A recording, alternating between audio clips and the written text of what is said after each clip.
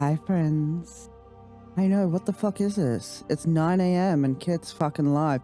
And holy shit, this game is loud. I cannot hear myself think. But hopefully the audio levels are good for you guys. Hi. Hi. How are we doing? How are we doing this fucking cold Saturday morning? There we go. Now I can think. Now I can think. Hang on a sec. Hi, friends. Oh, so, as many of you in the Discord are aware, I've not been feeling well. I suspect I have been having, because I am not diagnosed, and I don't have electrolytes and salt to help me and see if that helps, but I suspect I should really add electrolyte powders to my fucking throne list. I suspect I've been having a POTS flare-up over the past few days, which has meant I have been bedbound for a few hours each day, particularly in the mornings. I don't feel better until late afternoon usually, and only for a few hours. But I have been having body tremors, and as recently as yesterday, I was feeling a little nauseous. But if any of you are autistic, or possibly ADHD, you may be familiar with the sensation of being overstimulated, overexcited, where it feels like your whole body is internally vibrating.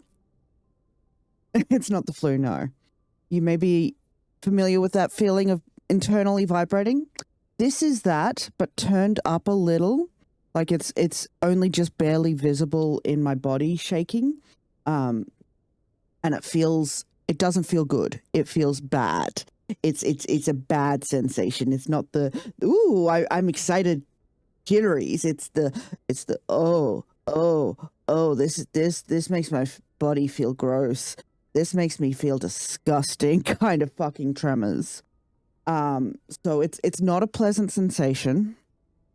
It makes my legs feel tingly. It makes my whole body feel jittery. It makes my head feel horrendous, and possibly develop headaches because I cannot get out of bed to drink water. It's I'm laid in bed vibrating, and it's an unpleasant sensation. It is not fun, and then it's compounded by the fact that my bad back hates being in bed. So I'm in excruciating pain in my back. I'm fatigued from the shaking, so I'm tired, but I can't sleep.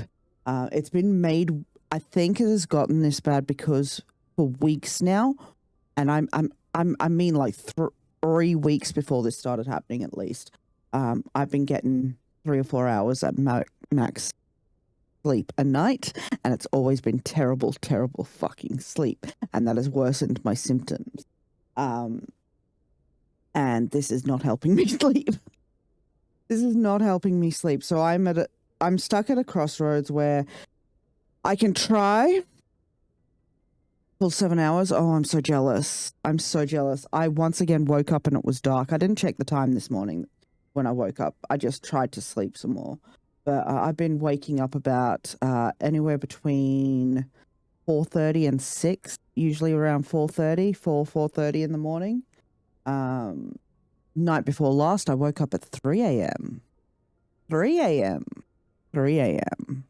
Like, the one thing this is doing is it's sending me to bed early. Am I getting sleep early? Not particularly, but I am so tired, I can't stay up anymore. So I'm stuck at that point at nights where I'm considering just trying to push through to the next night to try and reset my body schedule, but I know that will absolutely make my symptoms worse. That will leave me absolutely fucked. And I have been crying, friends. I have been crying in frustration at my body lately.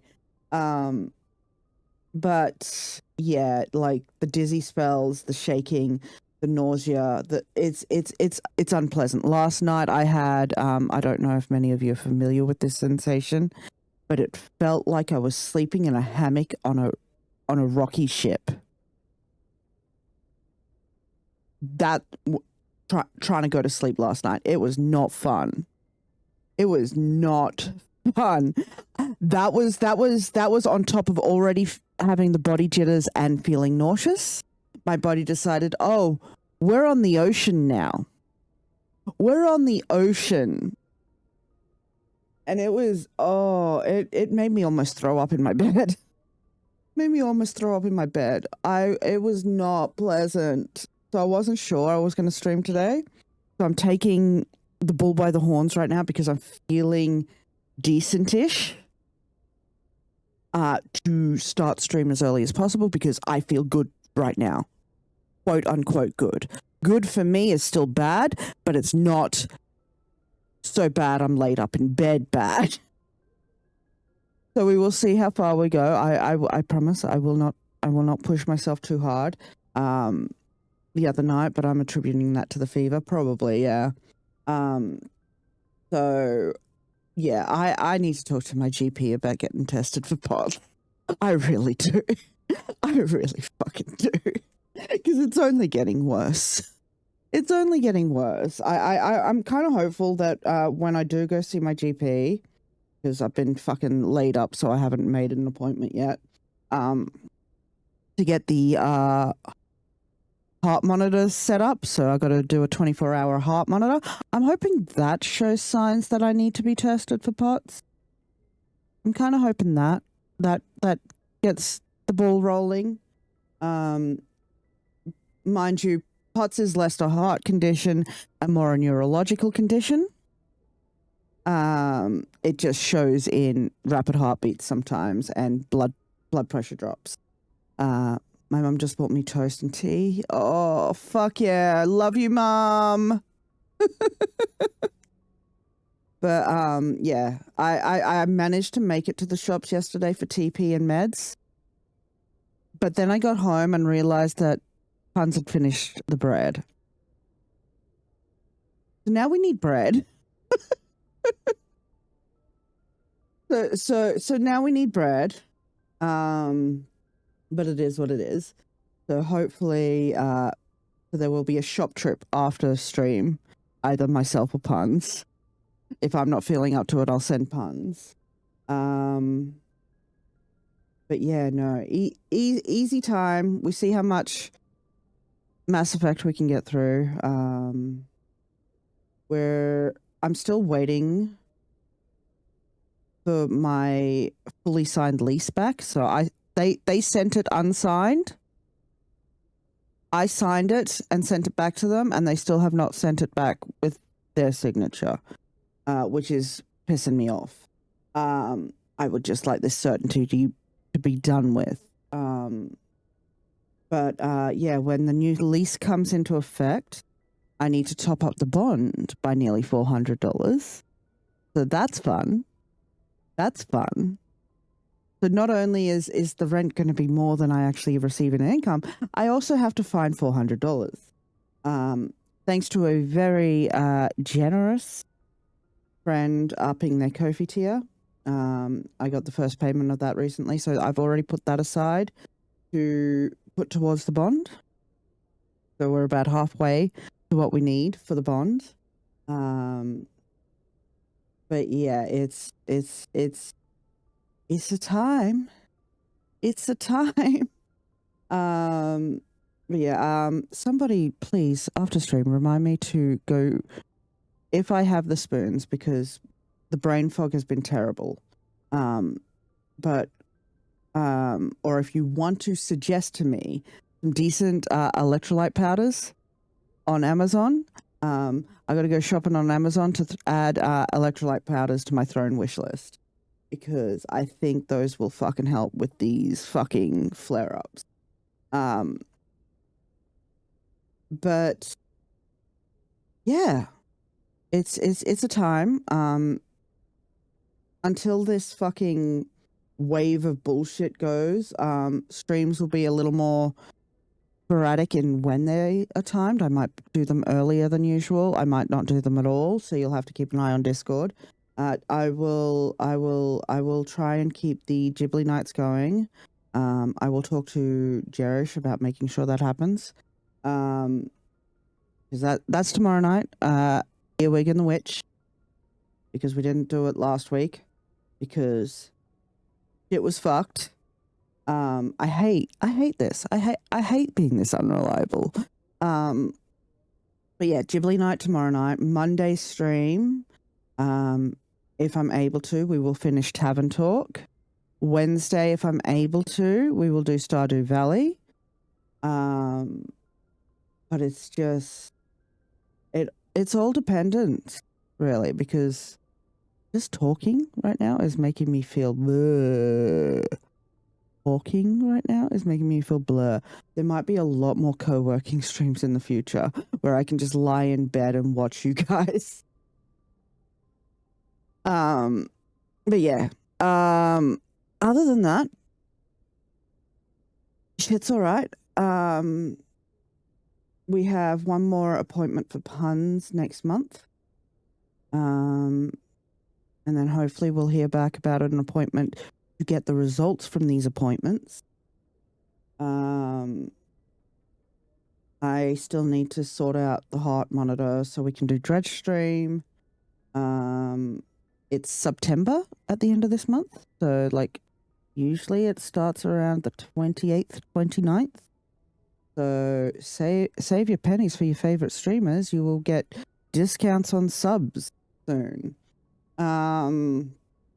We are about one sub away from making the payout this month. So, we should at least get that next month to add to...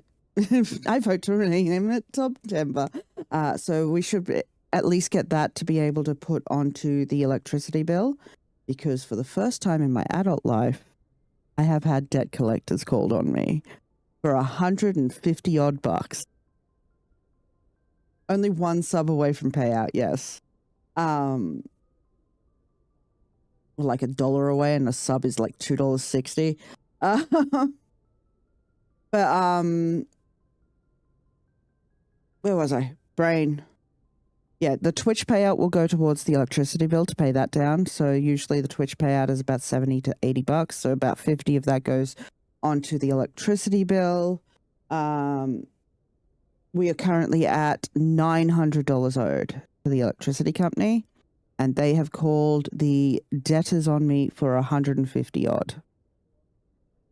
There we go. What?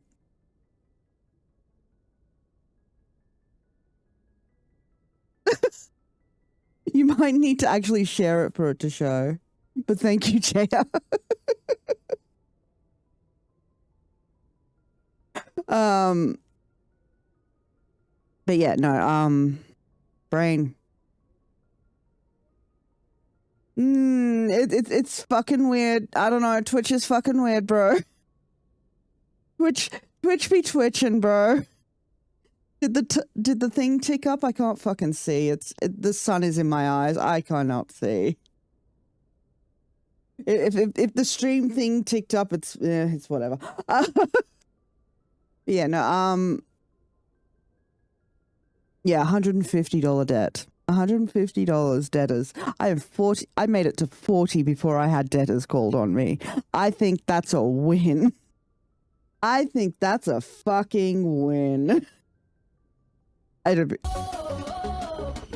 Stephanie. Thank you, Steph. You didn't have to do that. Make sure you're taking care of yourself. I would newt my head off, but it didn't make me dizzy.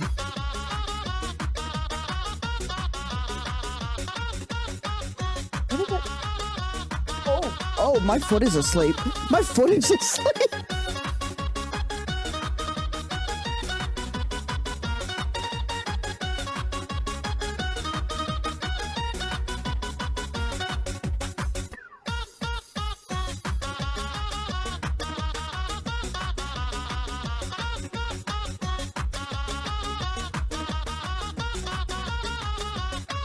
Oh, my foot is so asleep.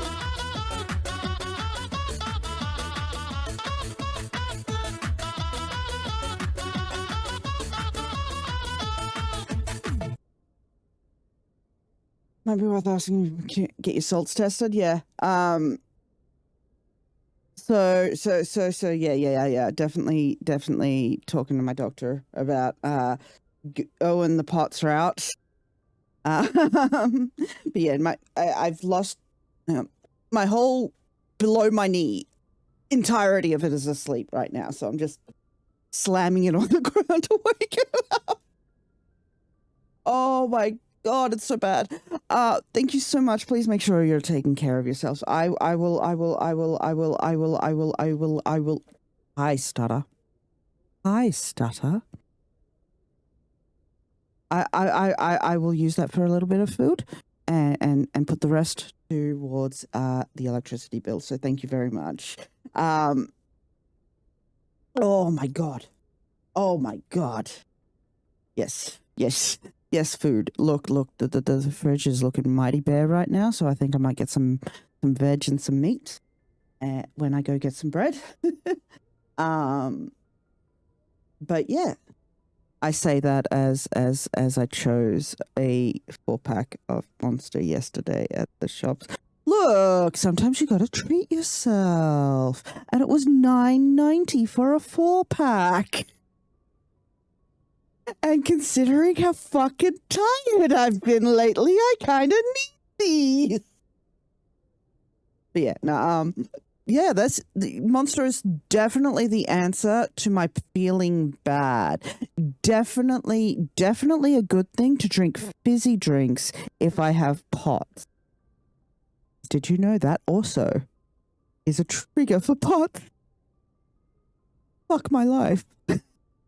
I can't have anything nice. If it turns out I have POTS, Look, I may still just do the shit that flares it up because life is sad enough as it is. Life is sad enough as it is without my goddamn fizzy drinks. But yeah, thank you, Steph. I appreciate the fuck out of you. I appreciate everything you guys do. I'm so very lucky to have you all. Yeah, we will. I will put like 50 of that probably into the electricity bill, plus the 50 from the Twitch payout, which means we will owe 800 the electricity bill, which is good. Which is very, very good. Yeah. Should we quest for the Garusi? Should we quest for the Garusi?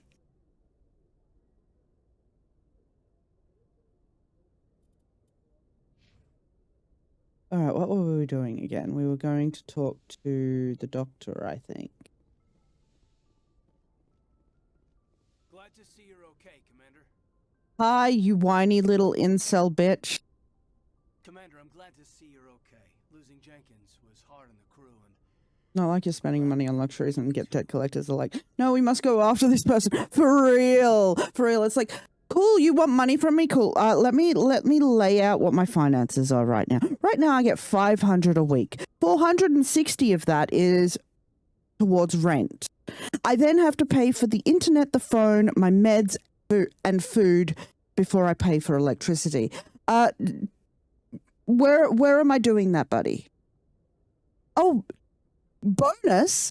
Did you know that in less than 2 months' time, that $500 a week is still going to pretty much stay the same, but I will need to pay $550 a week in rent. Now tell me, how am I paying my bills then? What should I forgo? Should I forgo life? Life itself. At this point, it's foregoing life itself. That's my only option. That is my only fucking option. Do I have a will to live? Not much anymore, no. But here I am because I am stubborn as fuck. Here I am, you're stuck with me because I'm stubborn as fuck.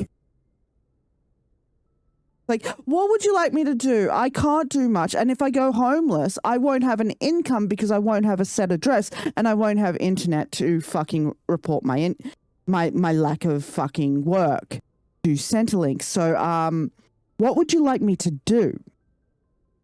Speaking of homelessness, though, I don't know if you've been checking TikTok, Jaya, but in my area, there is a park. In my area, there is a park that years ago used to be the only free camping area in the area. Yeah. But they kicked everyone out because they wanted to renovate the park, and then they laid trees in a uniform fashion so that nobody could fucking camp there anymore. Yeah, and made camping illegal there. With the rise of homelessness in my area, there's been a couple of homeless encampments propped up around the area, a few of them within walking distance from where I'm at. But my local council has started an initiative, a 12-month initiative, where that park is now going to become a homeless park. They're allowed to camp there. And they will be checked on regularly and whatnot. So hopefully, like it's a stopgap measure. It's not even bare minimum, to be honest. But at least the homeless in my area will have, because they've been initially my local council were trying to kick people out of various places and make it illegal to have homeless camping, and there was a lot of fucking backlash to that. So hopefully this gets the point across that this is kind of needed. Help is kind of needed. Help kind of works. Maybe get them housing. Maybe help them get housing, you know? Maybe have housing initiatives, not just a stopgap measure of, oh, you're allowed to camp here, I guess, because it has a toilet. Doesn't even have a shower, but it has a toilet, and it will be visited like 3 times a week, I think, by charities like Nourish Street. So hopefully it's a bit of a leg up, or at least a not a falling down for these people. And that starts, I think, next month or two for 12 months. So good news for the homelessness in our area, sort of. Good news for us if it turns out that within the 15-month lease, I get kicked out, because I can just move down the road to that park. I can just move down the road to that park. But yeah, so that was good news to find out. But it always pissed me off that they kicked the free campers out of there and did that. They're like I knew that anti-homelessness was coming. So when they started in the last 12 months fucking kicking people out and destroying their tents and stuff in the areas they started building encampments, like, yeah, that didn't come as a surprise. And it's some bullshit.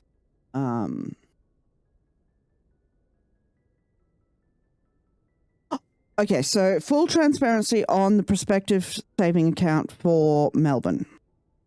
Little over a year ago, this will sound like I'm better off than I am, but you have to keep in mind that I have to ration out this money. A little over a year ago, probably about 14 months ago, before I started taking money out from it, I was at about 10.5 grand saved. That's a lot of fucking money, right? 10.5 grand. I saved that much because I needed money for the literal relocation, so plane flights and stuff, and to buy new suitcases and whatnot for Puns and I. I needed money for the removalists. I needed money for the cleaners. I needed money for the bond. I needed money for a new fridge because I was going to throw my old fridge out because it's it's dying, friends. It's dying. I need a new fridge and maybe some carpets if I needed carpets to protect the flooring. So $10,500 really would have maybe just scraped the barrel for all of those things I needed. Since then, let me check, because just less than a week ago, it was at 4.2 or 4.3 grand. But since then, I am now down to $4,000. I'm down to $4,000.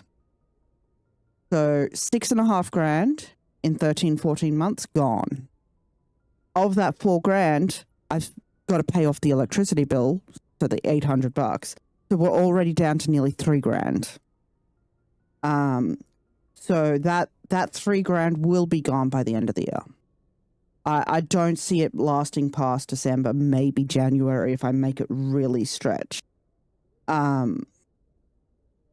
So when it does come time to move, there will be a big fundraiser.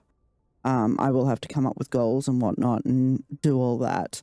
But as it currently stands, the plan to move to Melbourne is, I have a friend. They live in Tasmania at the moment. They own their place in Tasmania, and they're preparing to sell their place in Tasmania. Because they also want to move to Melbourne, and they're also disabled like me. But the problem is they cannot take out a loan to buy a place in Melbourne unless they live and work in Melbourne for at least 6 months. So, once the place is prepared to sell, they're moving to Melbourne in February into a tiny little 1-bedroom place. They'll live there for 6 months before they actually start looking for places to purchase. So it won't be till after August that we actually start looking at minimum 3-bedroom places that are one story and accessible for all of us. So we're like, even if shit falls apart with this moving situation, I can't afford to re-sign after this lease. I can't. Yeah, it's already too much. But this lease ends not in 15 months, so in January of 2028. So somewhere between August and January 2028, I have to move to Melbourne somehow. I am actively looking to move earlier if I can, if there is a way. But as it currently stands, there's nothing. Because I will break the fucking lease on this place if I have to for a more affordable living situation, even if it's only temporary. As long as it's temporary enough, you know? As long as it's temporary enough. The next year or so is uncertain as fuck, because no matter what, it's a case of moving is scary. Relying on others for my housing situation has rarely fucking worked out for me. Has not worked out for me at all, really. And we have been homeless in the past. I mean, I've been homeless twice before having puns, and once with puns. So I would like to not repeat that.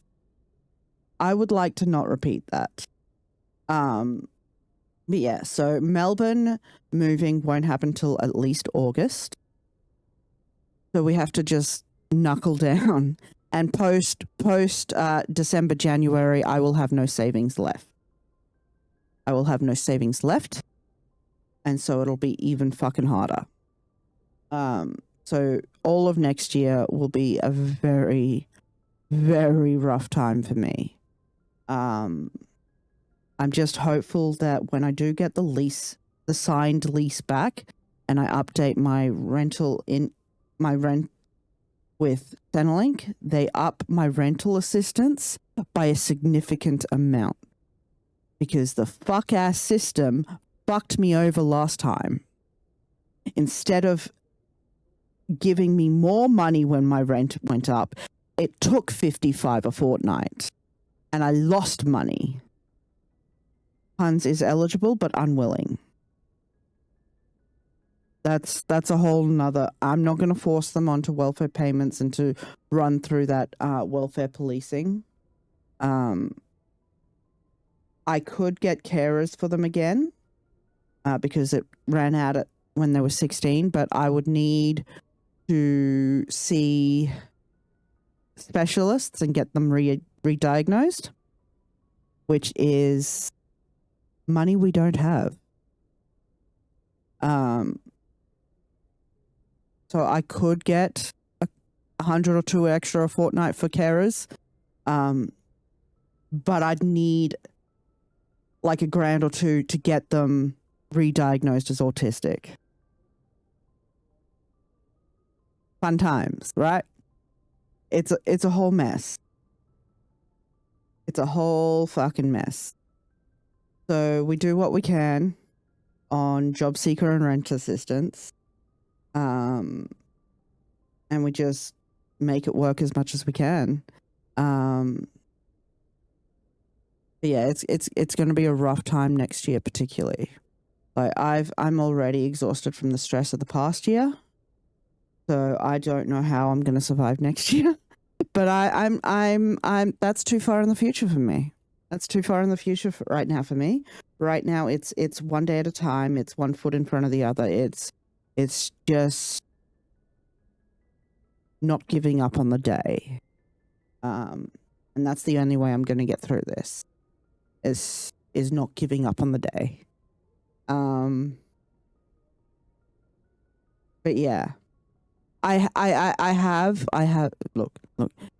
This is a bit of a pipe dream at the moment, but I did find out that a friend of mine who has lived here pretty much their entire goddamn life has never been to the Abbey Medieval Fair.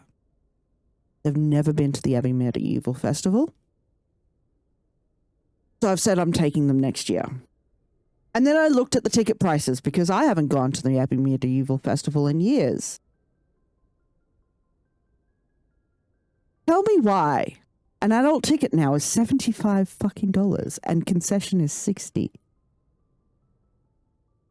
Look, it's look.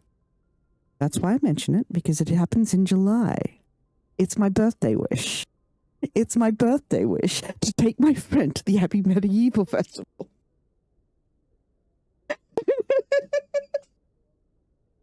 Because for those that don't know, Abbey Medieval Festival is a medieval / fucking, what do the Americans call those things?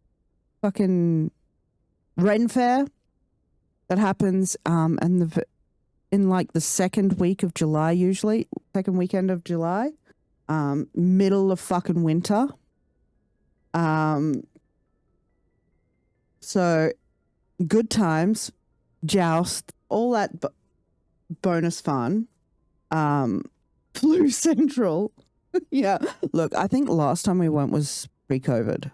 Going to be so fucking real with you. I think last time we went was pre-COVID. I didn't really buy much because I didn't really have much money even at that time. I think I bought a bookmark, which I still have. I bought a little drinking horn, but I couldn't afford a stand. And that was about it. I spent maybe $50 there after the tickets. I bought food and I bought like 2 or 3 things. Like it was a very cheap outing, but it's a great time to also dress up and stuff. Not that I get to dress up because I'm poor and I can't afford to get dress up clothes, but it would be nice. But I just thought it was a great injustice that this friend of mine who has lived here most of their life is so isolated. They've never been to the Abbey Medieval Festival. Like that is a great injustice. You cannot tell me that is an injustice. That is some bullshit. That cannot be left to stand. And considering I will be gone after August, it needs to fucking happen. It needs to happen. It needs to fucking happen. But yeah, good times. honestly, I'm at a point where I'm just like, so fuck it. I need a little mental health break. That I'm like, maybe even though I technically can't afford it, maybe I go movie. Maybe I take myself on a self date to the movie because people keep spoiling Spider-Man for me. Motherfuckers keep spoiling Spider-Man. Motherfuckers can't keep their mouths/fingers quiet for 5 fucking minutes. Like, bitch, shut the fuck up. The best part is people will say, hey, I just saw the Spider-Man movie, so no spoilers in chat because there are people that have not seen it and immediately someone will spoil. Bitch, were you not listening? Were you not fucking listening? And the great part is as a precautionary method, because sometimes some people say certain things that in other people's chats that are red flags that I need to pre-ban them in my chat. But if it's deleted, I don't see it. So I have the BTTV extension that shows me the message, but it's grayed out. So I can still fucking read it. Which is great when they say bigoted, derogatory things so I can ban. But it sucks when they say spoiler shit. It sucks when they say spoiler shit. Spoiler key character. Yep. Same key character, I think. Yep. They don't fucking spoiler tag, bro. And like some of it, like there's stuff they say that you cannot preemptively ban the words for because you don't know what's going to happen. Like there's stuff. Like, just shut your goddamn mouths. Shut your goddamn mouths. My friend went to the cinema and managed to avoid all spoilers until right as they were going in. Someone came out of the movie and spoiled something for them. Like, stop doing that, bro. Stop fucking doing that. But yeah, no, I'm so tempted to just say fuck it and take a little money out from my savings and go for a movie date. It can hide the block scrim. It can, but I've changed the settings. So there are 3 settings. There are 3 ways you can do it. The automatic one is to hide it, but I've set it so that it grays it out. Because yeah, I need to see when people say shitty shit that needs to be banned from my chat. See this, we're going to avoid this chat. And I'm like, spoiler-free vibes. Yep. I know just which Discord this happened in. JR. Oh, I have issues with that. I'm just going to drink my Monster. I'm just going to drink my Monster and say nothing. Because people... nope. Oh, scream. Oh, we can have a good old rant session together. I have missed our rant sessions. How you doing, Grim? Oh, hey, Grim. Get loved on.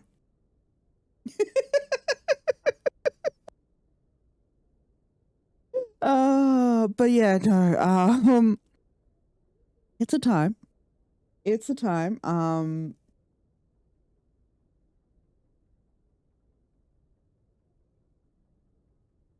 Well, I'm not in many Discords at all anymore, Jaya, because I don't have access to my main account. You want to know how many Discords my new Discord account is actually in? I will count them. I have my Discord and a backup version of it. I have Ant's Discord and the PCU Discord. And then I have a couple of friends' Discord. So 1, 2, 3, 4, 5, 6, 7 Discords on top of that. So technically 10 Discords. I am in 10 whole Discords now. It's so few. It's so few.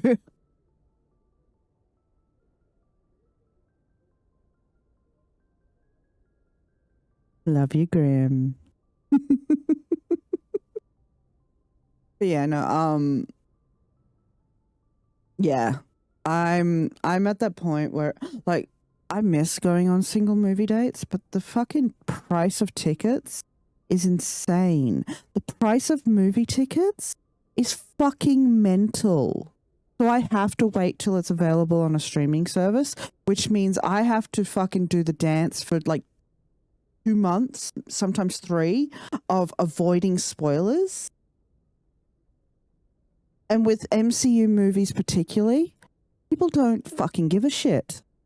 They don't respect people trying to go in spoiler free. They're so fucking entitled and thoughtless with how they discuss these movies. It's fucking bullshit. Like, look, I for the most part I don't care anymore about the MCU, but Spider-Man is one of those ones where it's still pretty much staying within the ethos of the comics. So I'm still pretty fond of the Spider-Man movies. They've done so well with those. There's a cinema up there that's only 10. Oof. Just getting to the sunny coast. That's oh, Jesus Christ. That's a long train ride. I don't think I physically could do it. But yeah, no, Spider-Man.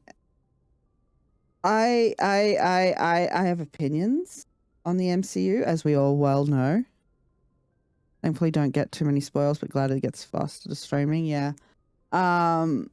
Look, I still haven't watched Ironheart or Spider-Man Noir either. Like, I've been meaning to watch those.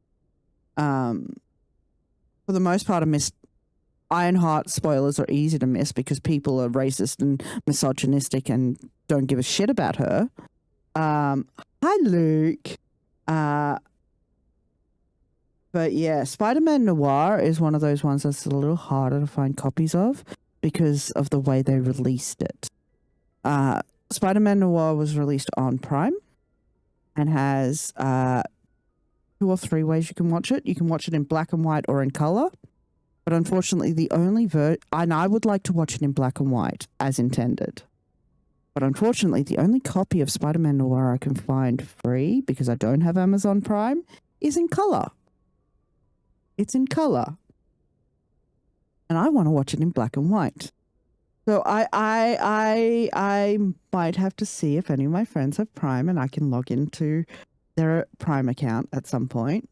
But it's also a case of I've just not had the spoons and brain capacity to sit and watch a new series because the fog has been just so bad for weeks. But it's been something I've been wanting to watch for ages. Not the same, no. Not the same at all. But yeah, my oh, there goes the stutter. Had this concept of having the media but physical, so we didn't have to rely on streaming. Imagine. One could make a lot of money from that. I remember there used to be a company that used to mail out DVDs. What was their name again? I think they were called Netflix. I'm sick of Spider-Man having to go through some... Yep. So that is an issue comics readers have had with Spider-Man. That is an issue comics readers have had with Spider-Man for years. Comics writers need to have him perpetually suffering, and it's an issue. It's a big issue. It's been decades of that, Luke. Decades. They don't allow him to grow. They don't allow him to mature past a certain point before they retcon him back into trauma.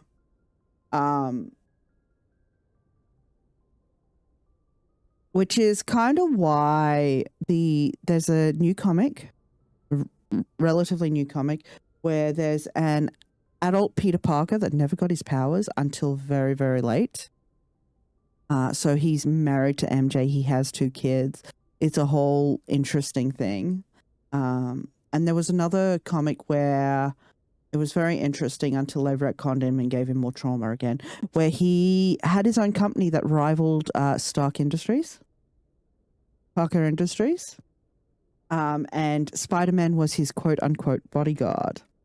It was a very interesting dynamic. Worth checking those out. Eats his kids. That's what I'm...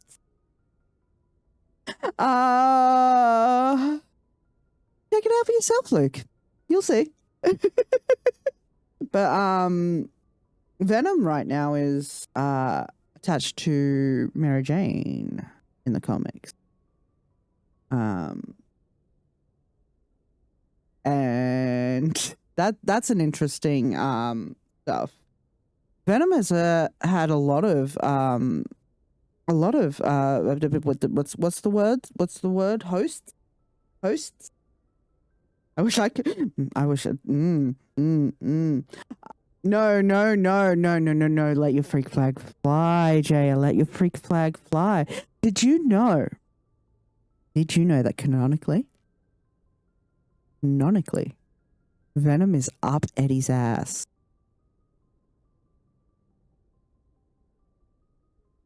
Venom is up Eddie's ass.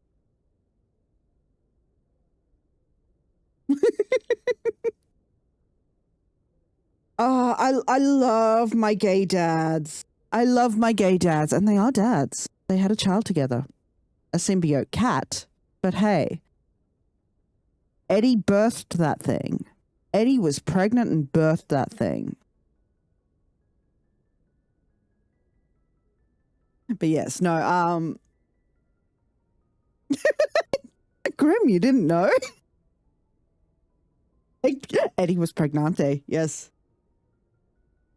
Eddie was very pregnante. It was very sweet. It was very fucking sweet. Venom is actually a dad to a few different children, but Venom and Eddie have one child together, and it is biologically both their child. And third one definitely. I still haven't really watched the Venom film, but casting Tom Hardy as Venom was one of my favorite casting decisions. Yeah, no, valid, very valid. Look, I barely keep up. I only skim stuff. Like the person to really talk about comics with is Josh. I fucking love how knowledgeable Josh is.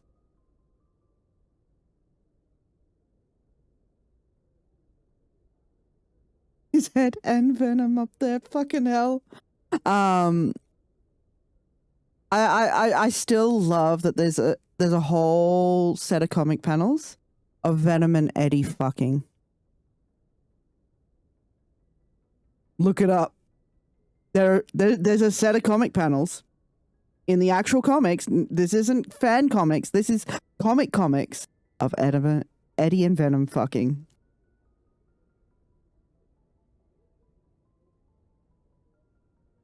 On the state of the MCU. Yeah, look, I have opinions on the MCU. I have very strong opinions. I'm fucking pissed with what they've done. I'm so pissed. I hate it. But I saw the writing on the wall. 10 years of the same straight white man story, and excuses of, oh, we can't tell POC stories yet because people aren't ready for it. We can't tell queer stories. We can't. People need these very familiar characters and these very familiar stories. The same fucking bullshit over and over. That said, in that period of time, one of my most favorite MCU films, Captain America: Winter Soldier. I saw that in cinemas, and I, as a comic fan, I fucking loved it. They got it so good.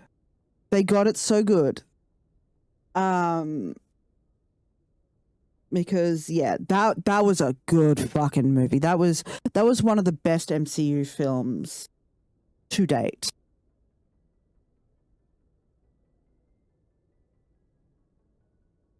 I fucking hate Dark Knight, so but I love the Batman. Jay, I come from early Batman days where it was a little more slapstick, a little more queer, a little more less fucking edgelord. Batman the Animated Series kind of shit, where if your Batman can't sit with a dying kid, I don't want none of him. But look, both fucking Bale and Affleck's Batman, not a fan. They're too dark, they're too edgelord. The Batman, however, Pattinson's Batman, I love. I love how they hark back to his early days and his detective roots, and I fucking love it. Pat's Batman, before Pat's Batman, it was Burton's Batman for me. I had been looking for a good Batman since Burton, and Pat's is it. I've been looking for a good live action Batman since Burton. Pat's is it. Do I like Pat's as a person? I think he's got some very stupid opinions and very privileged and an absolute dumbass. But as Batman, as Bruce, fucking solid. Oh, I have opinions on Andy Serkis.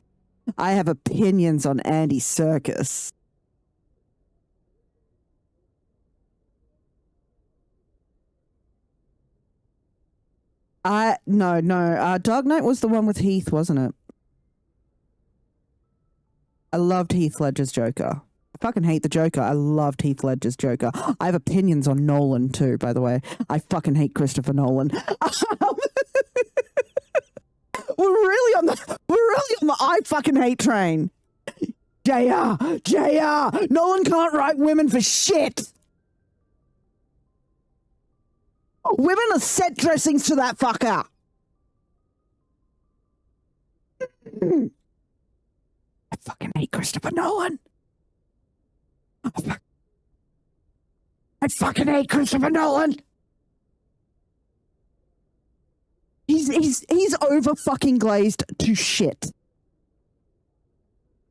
He's over fucking glazed to shit. I've heard things about the Odyssey. I want to see it for myself to get my... But I've heard things about the Odyssey, bro. But, Steph, have you heard the latest controversy with Andy Serkis? Have you heard the latest bullshit from Andy Serkis? Because we're about to go on another rant. Oh, Steph, you need to Google Andy Serkis, Lord of the Rings. Andy Serkis? Gollum is a chard. TJ, Gollum is a chard. Gollum is a big chard. He specifically said he's not looking for diversity casting in his new fucking Lord of the Rings project because he wants to stick to the Viking ethos of Lord of the Rings. Not exactly those words, but that fucking white supremacist bullshit. Andy Serkis is a big chud. Fucking... Oh, like Lord of the Rings creators have been ripping him to shreds. Tolkien would punch him. Tolkien would fucking punch him. Andy Serkis can get in the fucking bin, the racist piece of shit. fuck Andy Serkis. I only told one Bond blade the truth. Christopher Lee would stab him for real. Oh. So Tolkien used a lot of inspiration and themes within Lord of the Rings. Some of that was Viking inspiration, but it was never meant to be the white supremacist kind of bullshit. I'm not the most knowledgeable on the shit. I'm not the most articulate on the shit, but basically, was very not cool coded. Yeah, but Tolkien never wanted what people currently associate the Viking fucking aesthetic and mythology to be. He never wanted that kind of idea in his fucking books. Tolkien grew once and he's like, what the fuck? Fuck this shit. Yeah, I remember that. I'm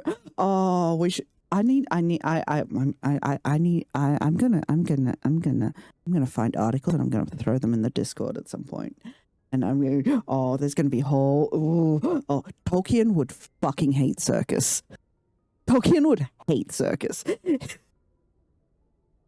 But yeah, there's a subset of quote unquote Lord of the Rings fans that fucking cling to the very little Viking influence within his work to say that it is meant to be a white world and a homogenous world. But the fucking hobbits,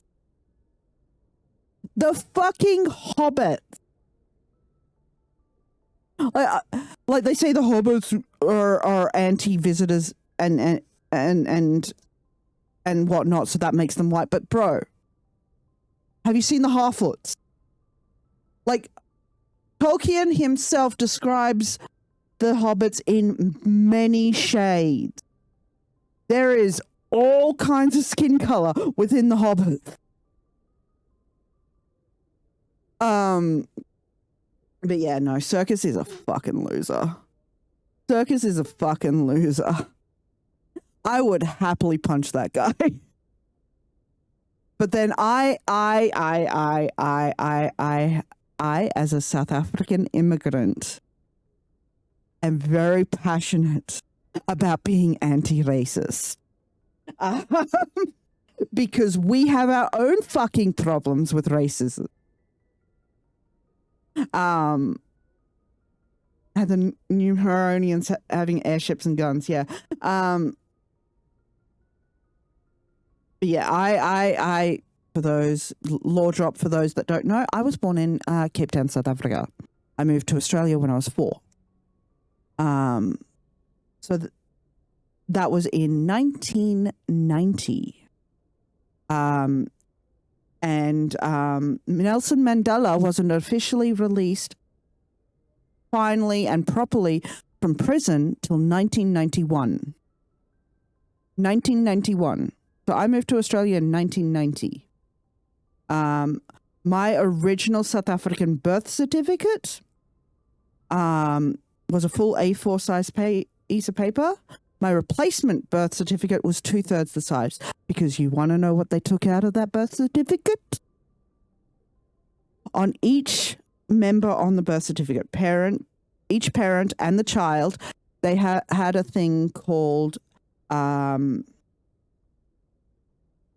population group. And so for my parents, we were population group white.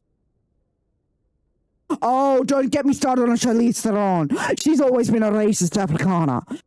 Look, here's some things to watch out for when you interact with South Africans. Here's some things. As a South African, I will tell you to watch out for that will flag.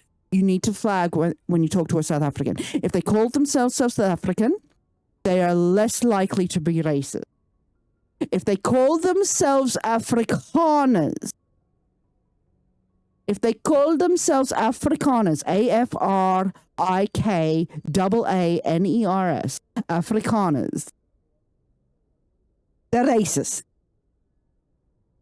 They're racist. They are so fucking racist. They are most likely going to believe in whites only town.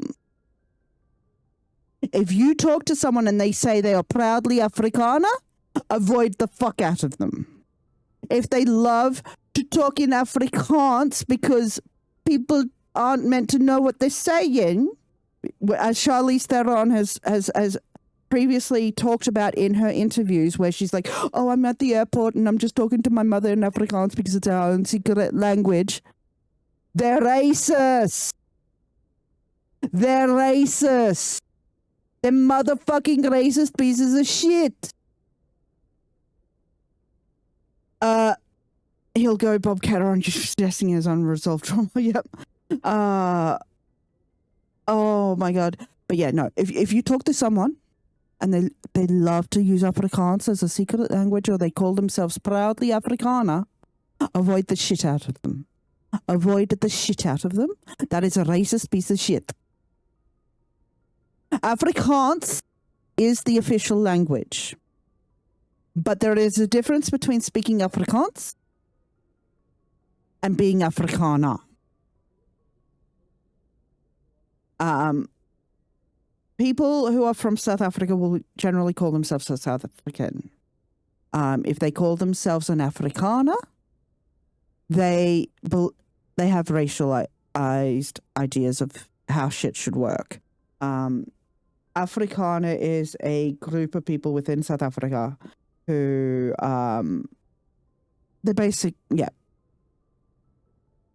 they're the ones who proudly are African and have their steel doors and their barbed wires and their whites only towns and speak Afrikaans because they're above everyone.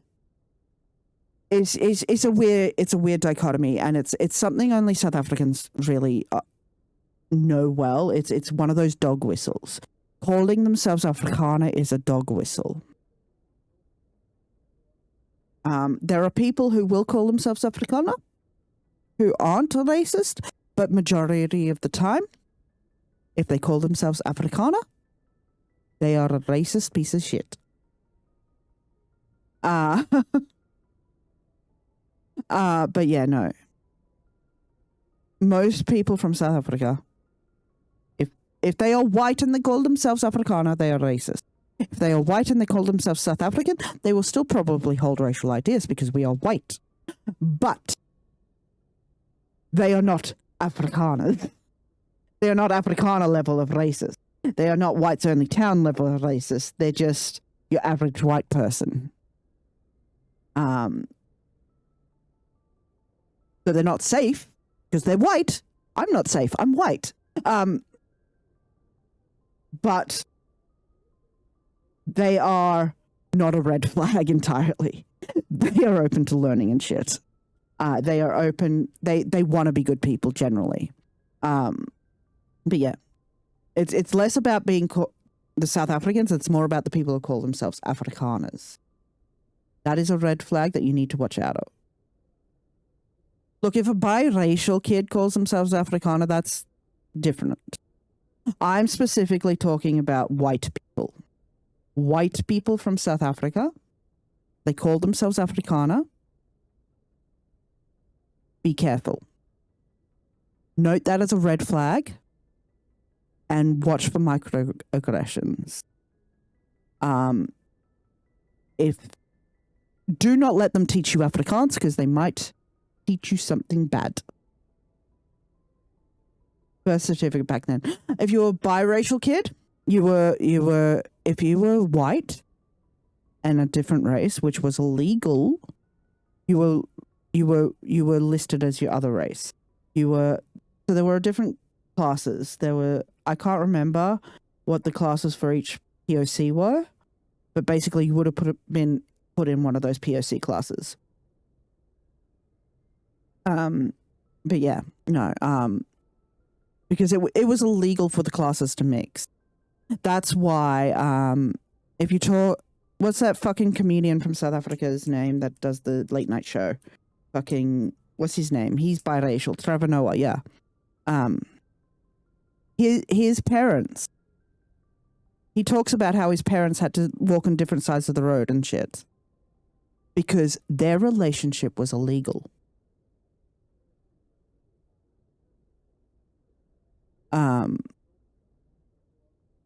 Yeah, it's very blood quantum shit. But folks, I just spoke through an entire ad break. My bad.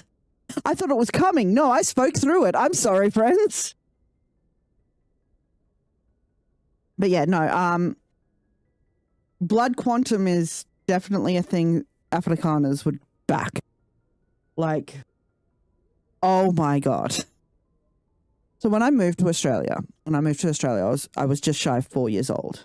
And as a young child, I wanted to connect with my own culture. But unfortunately, my parents weren't able to separate being white from culture, from being South African. So when we moved to Australia, and I asked to learn about our family history, to learn about where we came from, to learn about our culture, all I got told was, we're Australian now. The ultimate white response is, we're Australian now.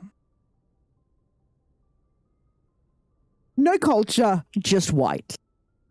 No culture, just country. No culture. I'd get the same response when I tried to get my family tree. The best information and only information I knew about my family tree was from my racist grandfather. Little more law drop here. My mother's parents. So my father's parents were South African. My mother's parents were not. They were English. So my mother, as a child, would travel between England, Australia, and South Africa, and that is how she met my father. My father's parents, one parent was a Dutch descended immigrant, and one parent was an English descendant immigrant. My mother's side of the family, all English. So my grandfather, her father, was your typical old man who loves his classical, has racist ideas, whatnot. My mother and her sister had a brother, an adopted brother. Now, we don't talk about how my uncle was adopted, but my uncle is Indigenous. My uncle is Indigenous. That should tell you everything about my grandparents. That should tell you everything about my grandparents. Indigenous Australian, yes. He is a black man. My uncle is a black man. I don't talk to my uncle anymore because he's a problematic man. My uncle has had multiple wives and multiple children with those wives. He lives out Whoop Whoop now. He did Army intelligence, and he is an anti-vaxxer with an autistic kid. And he is a coconut. He hates black people. He has all the racist ideas about Indigenous Australians. He is not connected to culture. My uncle is an asshole. But he is a product of his raising. The mindfuck runs deep. Look, my uncle is a product of how he was raised. My family are not great people. They're very white. There is a reason I have no contact with my family. There is a reason I did not mourning my grandparents' passing. I am the cycle breaker in the family, and it's hard fucking work. I am not a great person myself. I'm white, but I'm doing my fucking best. But But yeah, no. So I was raised in a very white culture. I occasionally did have friends who were POC. Um, at my first primary school, my friend group was very mixed. My best friend group, but then I moved. But I've always lived in very white areas of the city. And I've always kind of absorbed this really background racist ideas that white people have about people, like the stigmas and shit. And I continue to do the work to unlearn that shit. So it wasn't until much later in my adult life that I started having a more varied friend group when it comes to melanin. But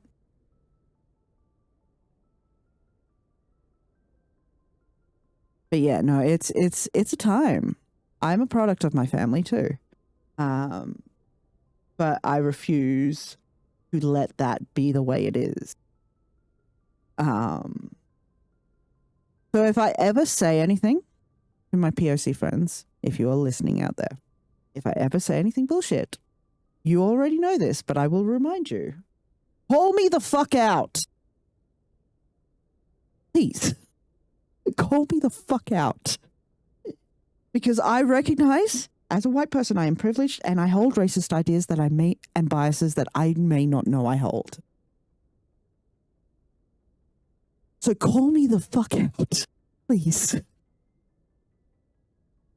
But yeah, no, you've just gotten a big law dump about Kit behind the PNG, the actual fucking person, because let's be real, my VTuber and myself, very intertwined. Is there law to my guy? Yes. Have I fleshed that out? Absolutely not. Do I live in that law? Absolutely the fuck not, because I suck at that. But yeah, you've just had a real life law drop, friend. You've just had a real life law drop. It is a time. I'm surprised. My parents actually look. My parents are Labor voters. And for those who are Australian, you will understand what that means. For those who are not Australian and maybe American, think Democrats. Think. Oh, but we're so progressive, but we're actually not. We're so progressive, but we're actually comfortable in our privilege. That's my parents. My parents, yeah, closest things to Democrat. They're center. They're center. They're center left at best, but they're center, and they're also kind of center right at this point. Like the Overton window keeps fucking shifting, but like, oh my god, like they used to be more left. But and they live off the history of being more left and that legacy. But yeah, my parents are the people who taught me to laugh at Greens voters because my aunt was a Greens voter. Now the Greens are not left enough for me. The Greens are not left enough for me.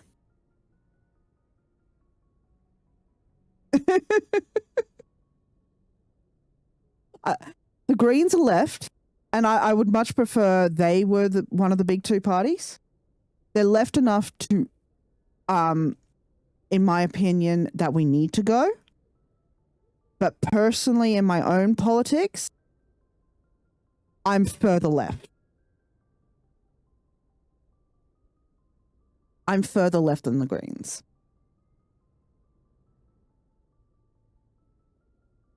I believe the Greens concede a little too much, the centre to the Labor and Liberals. Here's just literally as I'm talking so much on train. But yeah, no, I think that Jay's just learnt some stuff about me. Like Jay and I talk a lot about politics, but we don't particularly say where exactly on the political spectrum how far we lie. But I am very open in that I am so extremely fucking left. I am so extremely fucking left, but I also accept that not all my friends are. Not all my friends are, and that's fine. Not all my that's it's where we find common ground that matters. But yeah, no, I'm very anti-police, but I don't talk about it much because, again, but I'm very ACAB on. I'm defund the police entirely, defund them entirely. I'm very all cops are bastards. I'm very I'm very trans rights. I'm very abolitionist. I'm prison abolitionist. I'm very pro-abortion. I'm so fucking crazy left. So fucking crazy left. I'm not read up on the political ideologies, RE Marxism, fucking anarchy, whatnot, whatever. But many people would probably put me somewhere on, I don't know, anarcho-communist lines. I don't know. Don't quote me on that.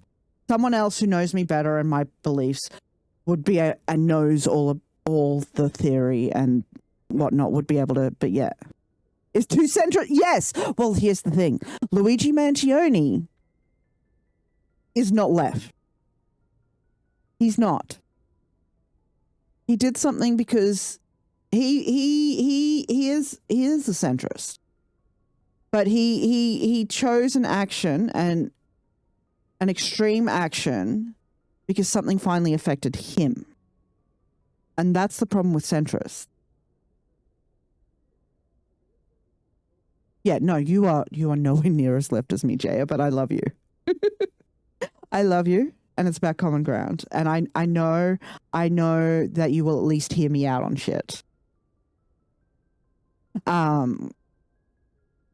know you will listen and you will process and you will decide for yourself, which is the important part in these discussions. It's not about entirely agreeing with one another. It's about giving space and learning. But yeah, no. The Greens are not left enough for me. That is where I lie. That is where I will always lie. So big old statement for anyone who might watch these VODs later. Hi, I'm Kit. I am so extremely left, it's funny. I am doing my best to be anti-racist. I am pro-abortion. All cops are bastards. Fuck ICE. Defund the police. Prison abolitionist. Did I say pro-abortion? Trans rights are human rights. Fuck J.K. Rowling. You fucking play Hogwarts Legacy, you're banned in this goddamn fucking chat. If you're wondering why you're banned in this chat, maybe I've seen you talking about Hogwarts. Maybe I've seen you defending fucking J.K. Rowling.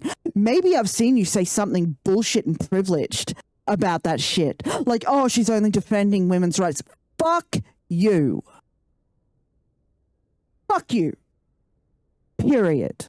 If I have seen you defending your nostalgia for that fuck-ass IP from that fuck-ass transphobic bitch who puts all her money into getting us murdered, fuck you. Fuck you. I don't care if we were friends. Fuck you. Because that is my life that is on the fucking line. Oh, J.K. Rowling isn't that bad. Are you fucking blind? Are you fucking blind? This bitch is ableist. She's fucking sexist. She's fucking misogynistic. She's fucking transphobic as fuck. She delights in our pain. She delights in taking away our rights. She delights in our abuse and bullying. And people fucking praise her for that shit. He is a fucking bane on fucking society. Oh, but separate the art from the artist is only valid when the artist is dead and unable to profit and use their fucking power to change the current political climate. J.K. Rowling is putting money into anti-trans legislation, anti-trans fucking court fights, anti-trans fucking... Fuck J.K. Rowling, and fuck you if you support her. But yeah. Rant over. Fuck J.K. Rowling. Fuck it. We need more community-minded action. We need more love. I know I go on a lot of rants and I get a lot of anger. It ain't even that good. It's an amalgamation of multiple different other IPs, poorly fucking written, with a whole bunch of fucking biases thrown in. I'm sorry, why? Why do the POC characters have such racist ass names? Oh, but Hogwarts Legacy put in a trans character. Yes. You want to know about that trans character? You want to fucking know about that trans character? That trans character's name basically translates to man. That trans character was put in as a fucking joke by the Nazis who in that game company. The people at the head of that fucking game company who built that game are self-confessed fucking Nazis. And you still are playing that game. Just the fucking other day, I got suggested a streamer with the LGBTQI tag who is a partner in Australia, but an American, playing that fuck-ass game to 80 people.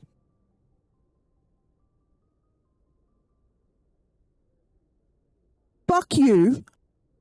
As someone with that kind of power on this fucking platform, fuck you. Fuck you. I don't care if you're also queer. You're doing lateral violence. Fuck you. And now, because of people like you, there is a second fucking game on the horizon. A second fucking Nazi-ass game. Fuck you. Anyways. Hi, friends. Holy rant. My bad. Oh, Twitch is totally going to bop me for the amount of times I said the N-word there. Anyways. I can't wait for this to go on YouTube and for me to get bopped because I'm going to upload this to YouTube. Oh shit, I'm so dead. Oh no. Oh, the post-rant regret. Hi. Anyways. I need to pee, friends. I need to pee. Something bad. I went on a fucking rant. So, because we fucking missed the ad break, what I'm going to do is play another set of ads on a BRB so that we can just get into the actual fucking game. We can't just cut the rant. I mean, we haven't done any gameplay, but the rant is going up. The rant is going on the VOD. I can't wait. I can't wait for certain people to find that rant and absolutely go at me. I'm so glad. I'm such a tiny little guy that no one really notices me and I don't have much discoverability because, oh my God, the internet is full of bullies for people with opinions like me. But anyways, fuck you for playing Hogwarts Legacy. Spiders die because the Kofi text overlap. Lol. Oh my God, how you doing, Cherish? Good morning. Good morning. You've missed the long fucking rant. The rant has been ranting. Gameplay, never heard of her. And to think, all this started, what, because of Andy Serkis?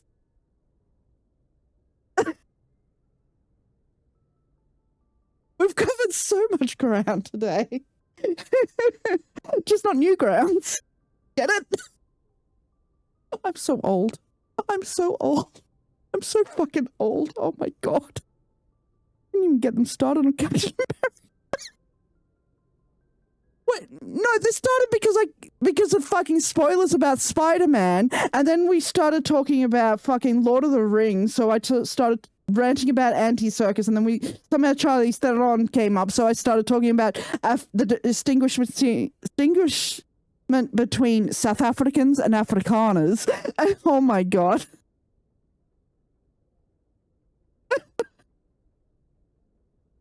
So yeah, welcome on in. I hope that made certain people uncomfortable and other people very fucking comfortable.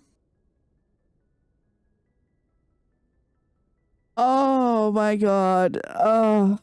But yeah, no, I and that was all after I gave the whole, I've been feeling so bad, I think it's a POTS flare-up, but I will try and do fucking Ghibli movie nights. I might have to talk to Jerish about keeping those going because I might not have the spoons. But yeah, no, it's that time. Jerish, do you have a copy of the movie for tomorrow? Since you're here. Oh my god, my head hurts from that rant, friends. My head hurts. So what I might do is grab my aspirin, and my nose is feeling a little blocked, so I might blow my nose and go to the toilet and run these ads and this BRB, and we'll actually get into the fucking game. Because if I don't, I'm gonna keep ranting. And that's just gonna be the entire goddamn stream. Earwig and the Witch.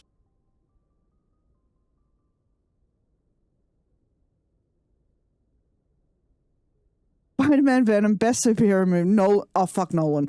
Oh, Pat, Anti-Circus, Lord of the Ring, HB. Her. Fuck her. Oh, the mold needs to kill her faster. I mean, what? Oh, look, the trans person wants to kill J.K. Rowling. That's not what I said. That's not what I said. That's not what I said. But that's going to be clipped out of context, isn't it? That's going to be... Yep. Nope. See, that's why I need to stop talking. That's why I need to stop talking.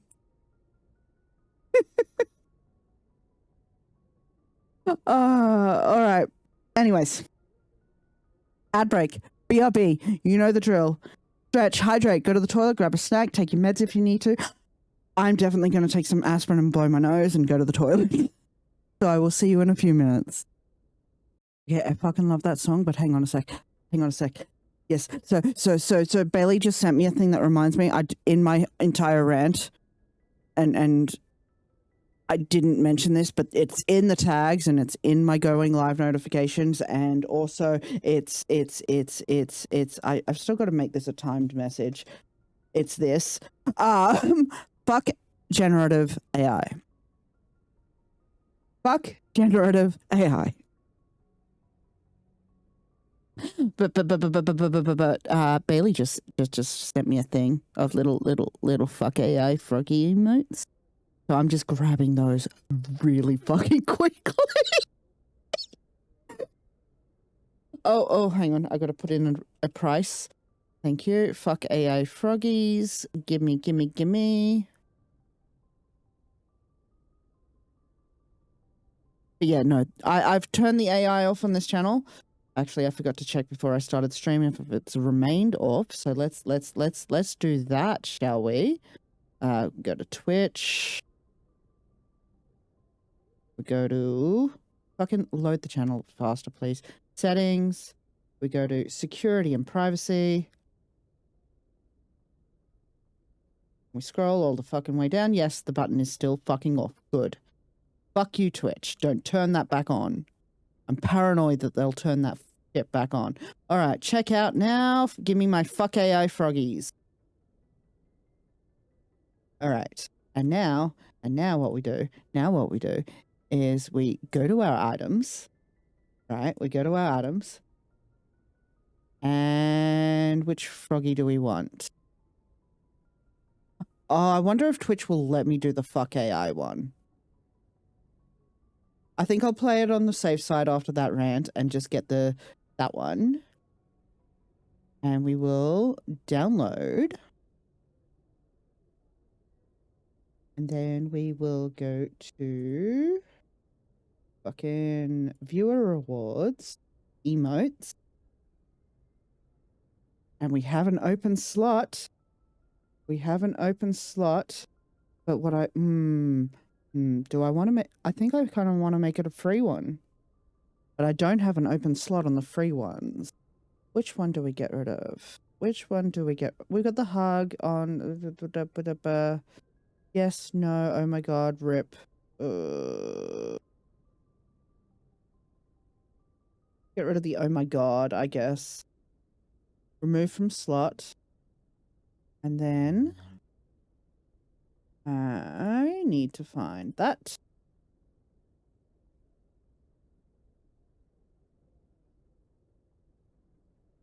No, we'll call it no AI. Do we have an emote attribution for this person? Seller, okay, Ashley. But does she have a Twitch that I can... Hang on, let me see if she's got a Twitch linked in her Ko-fi.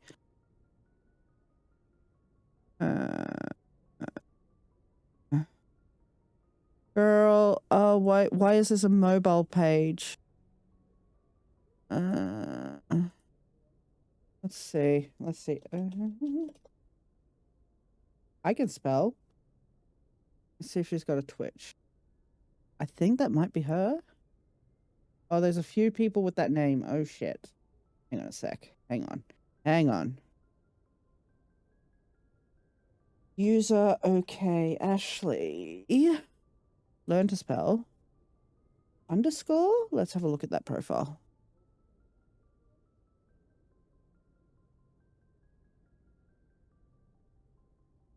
Can I go to her page, please? I will attribute it properly later, I guess. Always attribute your emotes, friends. About Ko-fi. Open link. It is. Okay, it is that person. Okay, cool. I know who to attribute now. Okay, Ashley underscore. Upload.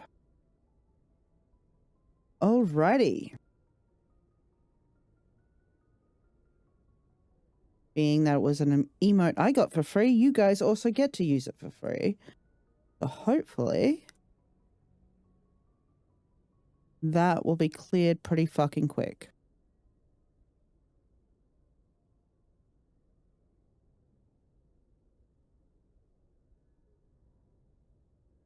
Can I? So it should be, hang on. I can brain.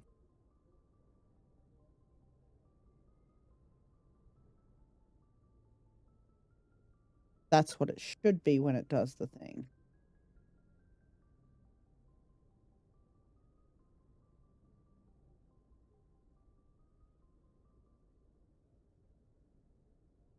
All right, but yes, fuck AI, people. No Gen AI in this fucking chat. This is your Gen AI free zone. And I'm having a little chucky.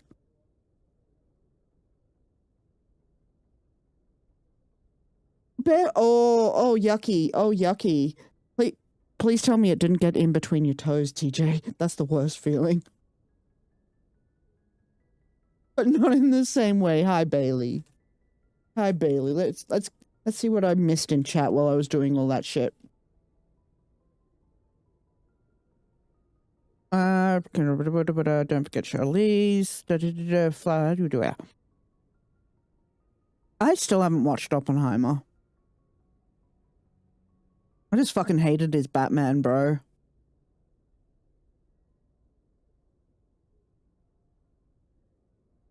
I've hated Nolan since his Batman. For real. I'm gonna be so real.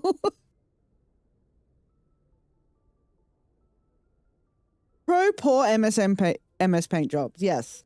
Why did I say MSN? Jesus Christ. Remember MSN chat? Fuck. I'm so old. I'm so old. Bailey, did you send that to Aeon?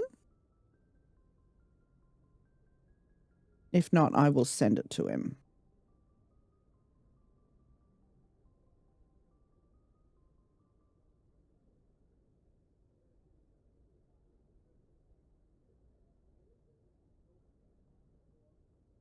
Don't worry, I've already done it.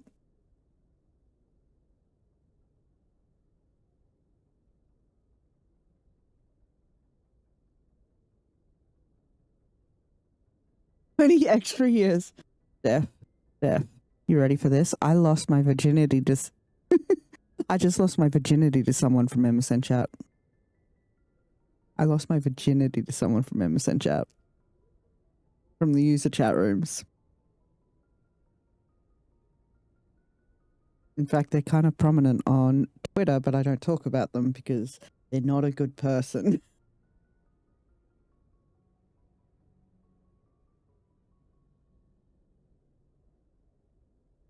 But yes, that was a time. That was a time. Dea, I already feel old because you are my adopted daughter. You are my adopted daughter. You are only like a year older than my own child.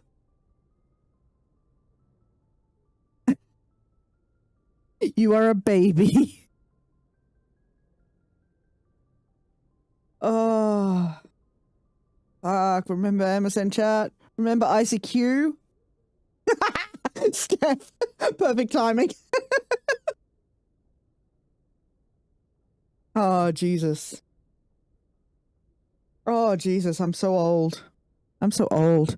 I remember my first PC was a 386. It was a 386, sorry. And my dad supervised me upgrading it to a 486. Back in those days, and then there was that big leap in technology and we got the Pentium 1. Back in those days. Fucking Christ. Back in my day. Oh, remember Alley Cat? Oh, fuck, I spent so much time playing that fuck-ass game. Remember when the games were like just 3 colors? Oh, good times, good times. I broke Punz's brain the other day talking about how hard games used to be and how they didn't have autosaves and how like I had to play games like that. It blew their mind that there was a fucking Lion King and Aladdin game and stuff. I'm like, yeah, bro. Yeah. I fucking loved that game. Finished it a couple of times, actually. I'm one of those people who actually finished the Lion King game. Fucking gamer points right there. Gamer points right the fuck there. But I never finished Echo. Fuck that game. Remember Echo the fucking dolphin? Oh my god. But there's gonna be a Samurai Pizza Cats game. Samurai Pizza Cats.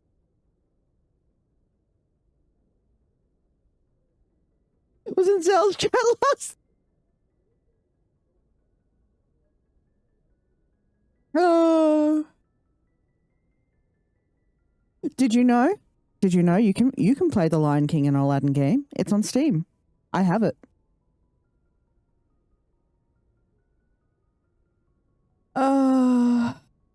Before Windows. Yep.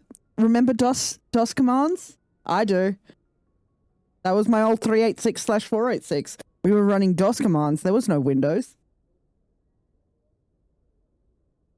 Despawn active weapon fire because technically all weapons were ships in the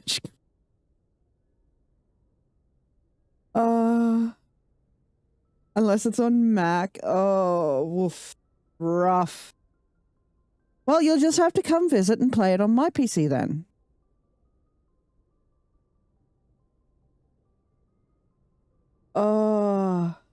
I still need to fucking dig out my Mega Drive and see if it still works.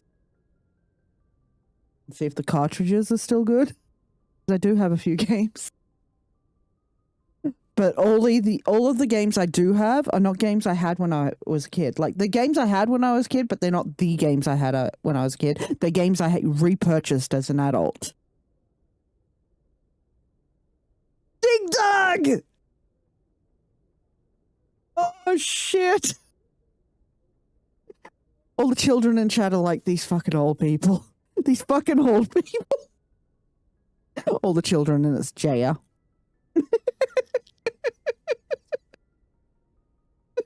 Yes, you're just a baby. Jaya, you're just a baby. You know, yeah.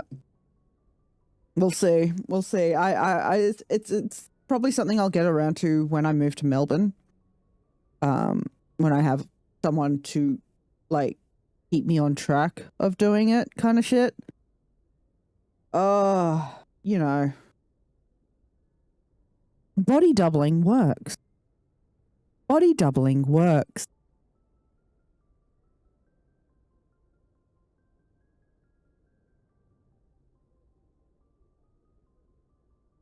I just hate how expensive they are now. The few cartridges I do have, I got like 20 fucking years ago. 15 at most. Like, back when I was like in my 20s, I got those. Wait until we explain the fleeting failure of Betamax. Oh my god!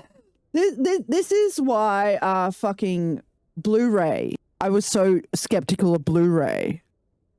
I'm like, it's just gonna Betamax.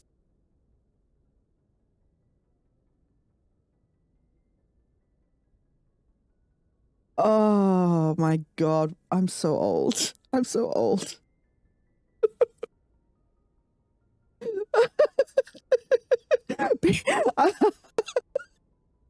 I love you, Luke. Betamax is a discontinued consumer analog video cassette recording format developed by Sony and introduced in Japan on May 10th, 1975. Known for its superior picture and sound quality, it famously lost the videotape format war to JVC's rival VHS format in the late 1970s and 80s. And this is why when DVDs became Blu-rays, a lot of us were like, I'm not getting Blu-rays because they're just going to fail like fucking Betamax. I have VHSs, thank you. I don't have a VHS fucking player, but I have VHS tapes. Oh, I'm so old. I that's another thing I need to see if my VHS tapes still fucking work or if the tape is degraded. Oh, good lord, I'm so old. I'm so old. You young whippersnappers. You young whippersnappers. Oh, my controller has gone to sleep. Oh, fuck me. And I just turned 40, Luke. I just turned 40. And my kid just turned 20. It's all downhill from here.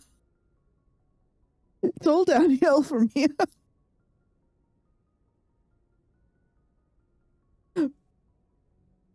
What the Echo stream? Oh my god, do you want me to quit streaming?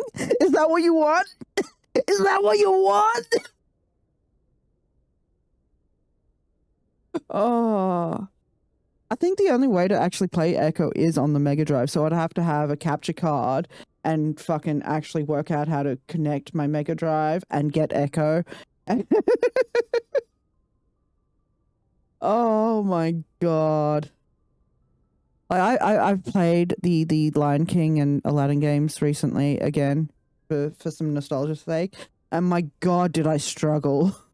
Like, oh fuck, how did I used to play this? I was so good!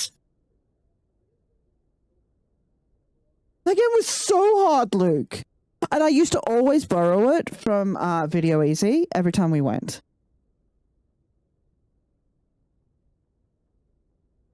We never actually owned Echo. We always rented it. Remember Video Easy? Jaya doesn't remember. Oh god, I got this itch right between my shoulder blades right now that I cannot fucking reach. Oh boy. I miss Video Easy too. Recently with my cousins and my mother, it used to be world champ. You only know what Video Easy is because we have games that replicate it now.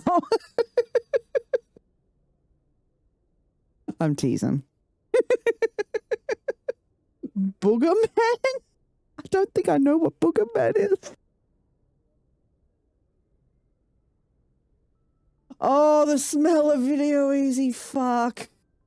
Oh. Every Friday, you drive down to Video Easy. Be set loose to find that weekend's fucking games and videos. Oh. I figured it would be a Mega Drive game. But oh, actually, I vaguely... Yeah, no, now that you... I think I recall it. Fish and chips for dinner, yep.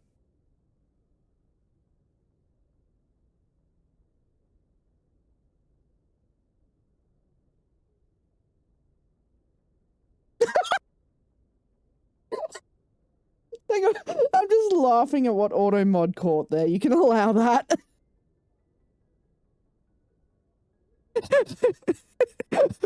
For context, Luke, the bit that got auto modded was finger in.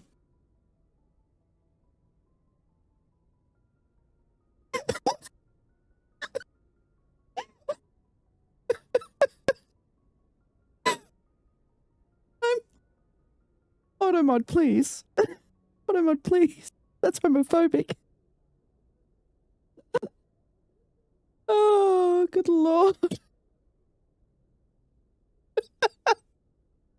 Oh my god. I need to get up and scratch this spot. Hang on a sec, friends.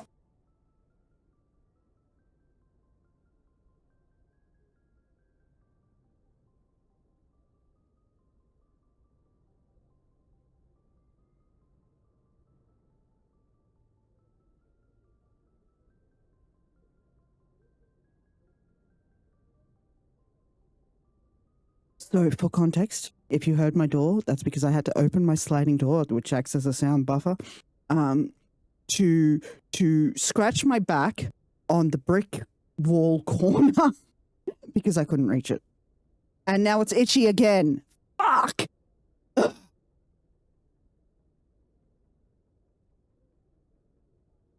Oh, Jaya, they were fucking phenomenal.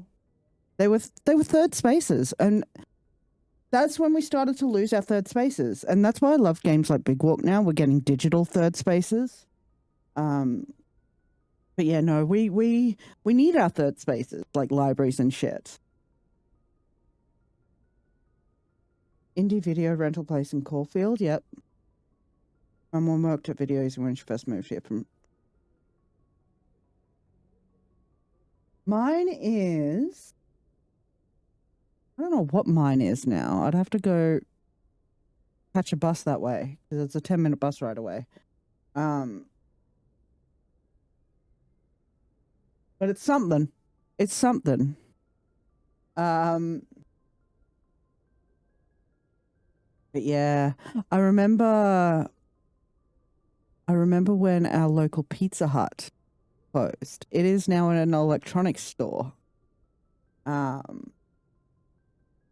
Remember Pizza Hut? Oh, remember dine-in Pizza Hut?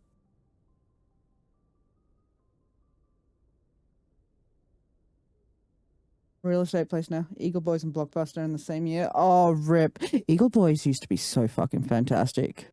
Like, fucking, yeah. Video Easy nights were often Eagle Boys nights for us. Eagle Boys used to be the superior pizza. And for the most part, it still is. But yeah, no. I miss dine-in Pizza Huts, bro. Good old Gimpy. Good old Gimpy. Gimpy holds on like anything. Building still hasn't changed. Yep.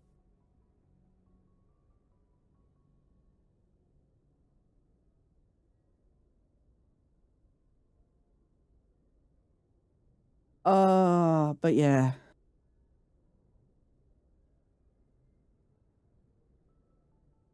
Don't dox yourself now, Jaya. No. I used to love going to the dine-in Pizza Hut. Fucking the dessert bar, bro. I'd go there 2 or 3 times, at least. Get dessert, get more dessert. Middle Asia electronics store. Yep. Mine is one of those, I forget what the name of the electronics store is, but their branding is very blue. Very blue. It's very blue.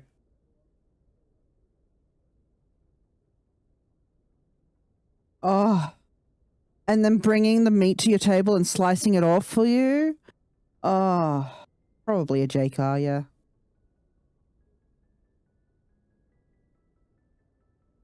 Fuck. Sizzler used to be so fucking good. Oh.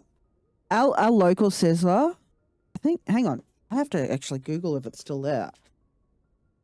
Held on for fucking dear fucking life.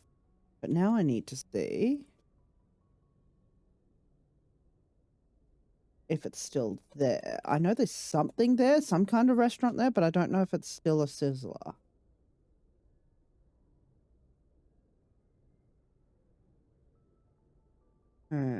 It might be. Let me Google Maps it. Let me Google Maps it and hang on. Google Maps. I know exactly where on the road it is. Ish.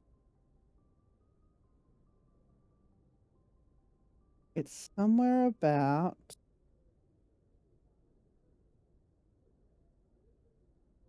here-ish. Let's go for a walk along the road. Oh, I dropped it almost perfectly. Yes. Okay. So what is that now? Oh, it's a Giuliano's. All you can eat. I've never been to one of those restaurants.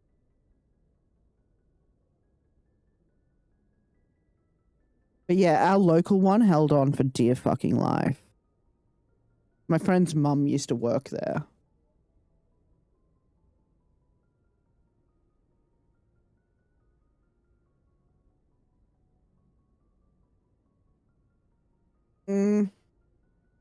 I know there was, like, I saw a video ages ago on how to make the Sizzler cheesy bread. I need to find that again. I miss the Sizzler cheesy bread. My God. It was so fucking good. If I ever go to Japan, I'm going to the Sizzler. If I ever go to Japan, I'm going to their Sizzler. Like, if I do nothing in Japan, but go to the Sizzler, fucking amen. Oh my God.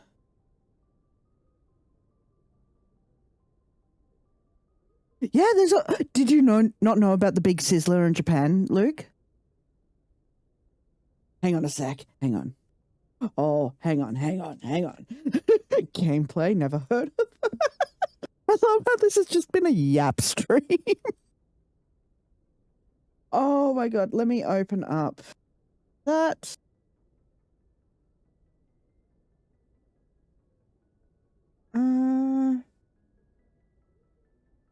Sizzler, Japan, Bing Bong. Hang on. Where is? Do I have? What is this? Window. We want. There. Please ignore how fucking bright this page is, but There we go. There we go. There we go. Okay, Sizzler Japan. Sizzler Japan. There's actually a couple, but there's like a really fucking famous one. But it's just, oh, where is it? Where the fuck is it? Like, I know I see videos of it and shit. Hang on. I know, hang on. Fuck off, I don't need the TikTok app. I just need TikTok. Ugh, I hate bright mode. Oh, shush, shush, shush. You're so loud. You're so fucking loud. Anyway.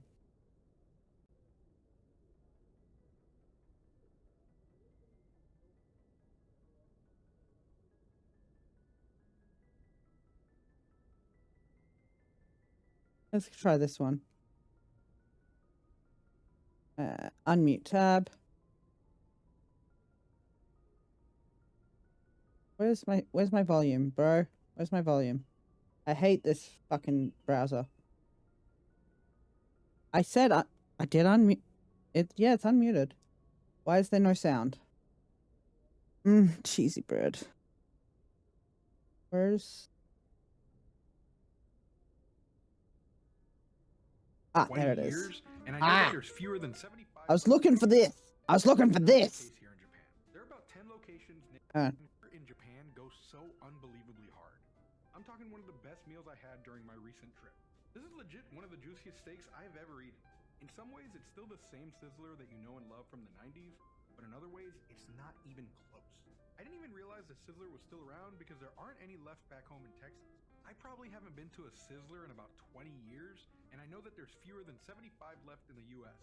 That is not the case here in Japan. There are about 10 locations nationwide that are not connected to their American counterpart.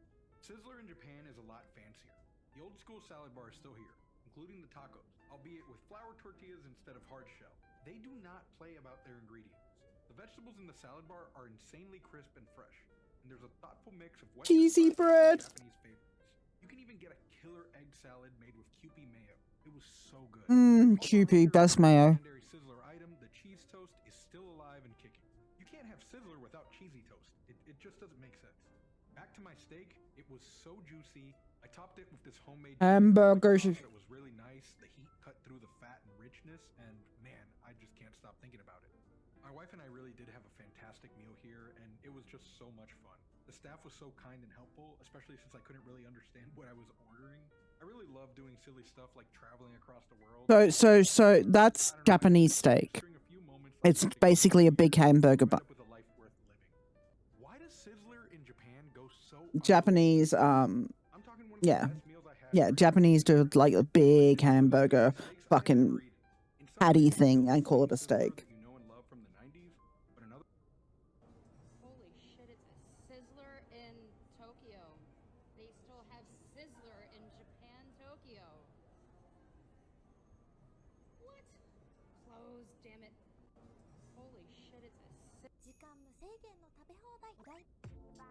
Where's the one I... Today I went to Sizzler. When I Oh, an saw Australian. There we go. in Japan, I thought I had to go in, and they have the cheese toast. Pretty sure every Australian has been to Sizzler, and I really miss it. If you don't know, Sizzler is like one big buffet, and finished off with the dessert bar, loaded up the sprinkles, and every Sizzler session ends up like this. Had a big full belly. Yeah, going to Sizzler was awesome. Thanks for watching. Today I went to Sizzler. When I saw there was a Sizzler in Japan, I thought I had to go in, and That's... Right. Melbourne, have you heard about our viral Sizzler burger? Your what? I'm sorry, what? Inspired flavors, fat stack style. I'm sorry, what? Melbourne, have you heard about our viral What is that mess and why do I want it? Japanese inspired flavors, fat stack style? Oh, I am so fat. Melbourne, have you heard about our viral Sizzler burger? Yeah. So much cheese sauce. I am so fat. Japanese Luke, I am so fat. fat stack Because, style. holy shit, that's delicious.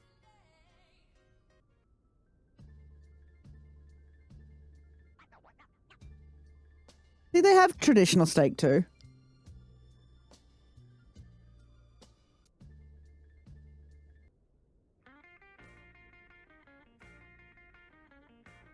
That's why I went to this, where I'm not logged into my algorithm because look, my TikTok algorithm is not Twitch safe. My TikTok algorithm is not Twitch safe. Okay, but hey, don't call me out. Don't call me out. Are you complaining about the yapping? Are you complaining? Are you not entertained? People aching for a convo. I've been holding Caden hostage for ages. Oh my god, hang on. Nah, fuck that. Where is... So it's in a very American kind of Sizzler. But there's one right in like the city. There's a big fucking sign that I'm looking for is specifically a landmark. Sizzling burger in Tokyo. So basically Stop. it comes out on this Stop. big platter. Stop. Put the cheese on the bottom and then Stop. cut in half. Stop, my fat ass. Fries. Stop. The protein fries. They've got other He can options, wait. and they were honestly really delicious as well. But the burger was just so Oh, flavorful. oh, my fat ass. Probably my favorite. I'll blow up into smithereens and spew my tiny symphony all up and down a city street while trying to You won't want to keep waiting, Caden. You actually ain't them. Oh, look at those ribs. Fuck me dead. Oh, this is a salad bar. I miss you. I did not appreciate you as a child. I only appreciated your dessert bar.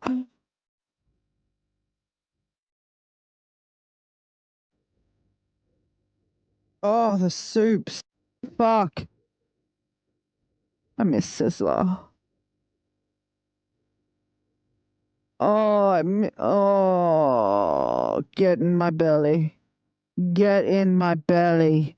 Holy fuck. This is fucking, oh. Yeah, piss off. The family loves Sizzler. This is our family steakhouse. This isn't Japan. Fuck off. Salad guy, but come on, the Sizzler salad bar, gotta get it.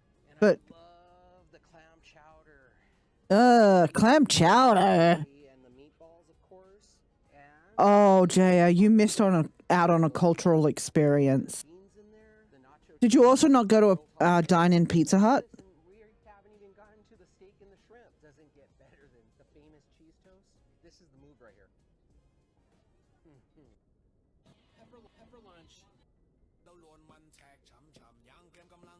At least you got the dine-in Pizza Hut experience. But there's something about going to a Sizzler and having the server bring the big fucking pole of meat and slicing it off for you.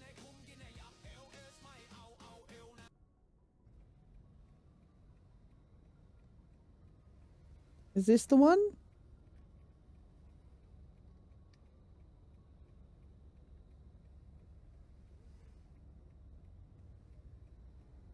What? Why are we in a car? Where's this says Sizzler? Where? Where is the Sizzler? Where is the Sizzler?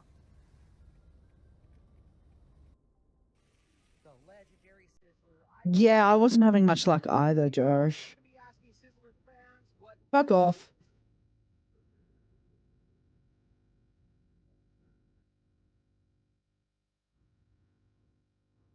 A single bean. I appreciate her.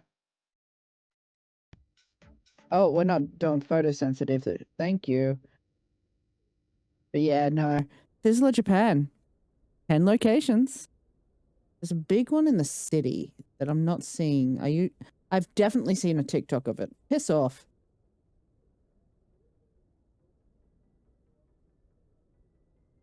But yeah, no. Sizzler in Japan, friends. Anyways, yeah. If we were here to see my TikTok algorithm, there would be a lot of masked men. Let's just say that. A lot of masked men. That's the Twitch safe stuff. Yeah, that's the Twitch safe stuff. Anyways, let's actually play the fucking game, shall we? Let's play the actual fucking game. Good lord, how long have I been streaming? Jesus Christ, over 2 hours. Over 2 hours. 2 hours of yap. You're welcome. You're welcome, fam. You're welcome. And don't worry, while we were on a BRB, I actually sent out a going live tweet. Professional streamer. I'm nearly 2 hours late for that, but oh well. It's not like we've actually played any fucking game. Oh, anyway. Happy Saturday, friends. I'm feeling decent, thank you. Alright, I'm glad we didn't lose you too. Soldiers die is so rough to say, bro. I don't care how you're holding up. I really don't. I really fucking don't, but I know I have to. I have to do all the dialogues. For the last hour, Aiden longingly, Shepard going, what the fuck? Things were pretty rough down there. Yeah, you never get used to seeing dead civilians. Doesn't seem right somehow. But at least you stopped Saren from wiping out the whole colony. I'm not...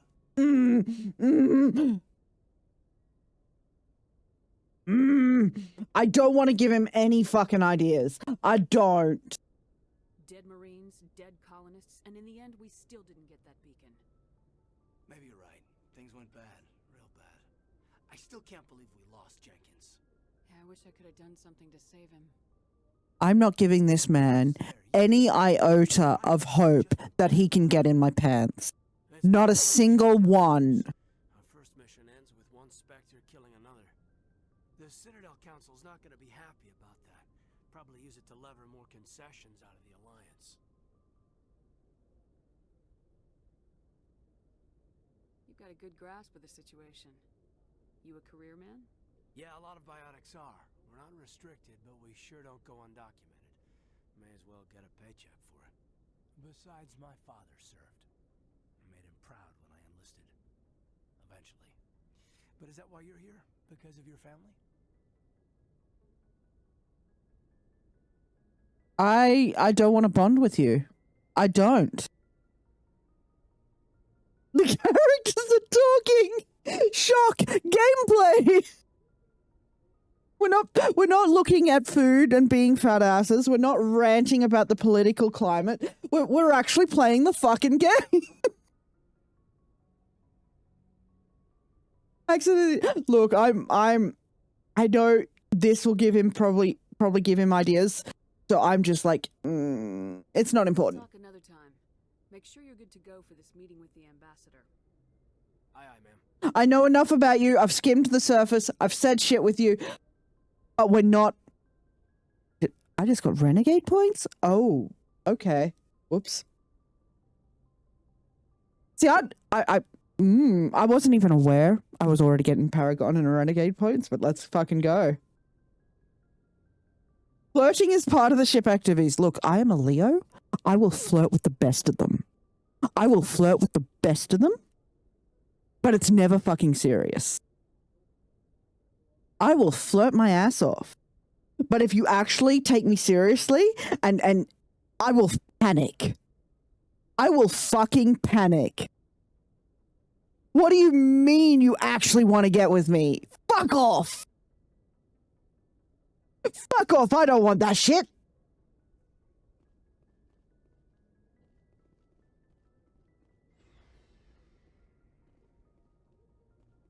Where am I going?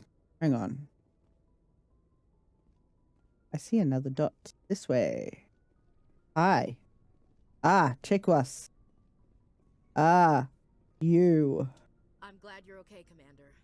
The crew could use some good news after what happened to Jenkins. Extra commitments in this economy? Look, polyamory is the only way to go in this economy.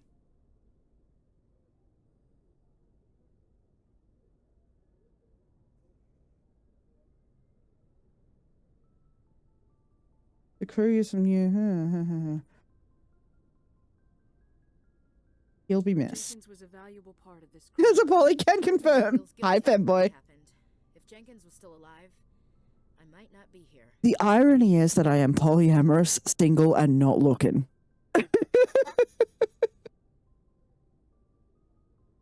If I look, it helps that I'm housebound. Hard to date when you're housebound. But also, I'm on avoidance, so you don't want that shit. Part of me feels guilty over what happened. Soldiers die. You earned it. No, that'll. Oh. But if I say that, that's going to be renegade, isn't it?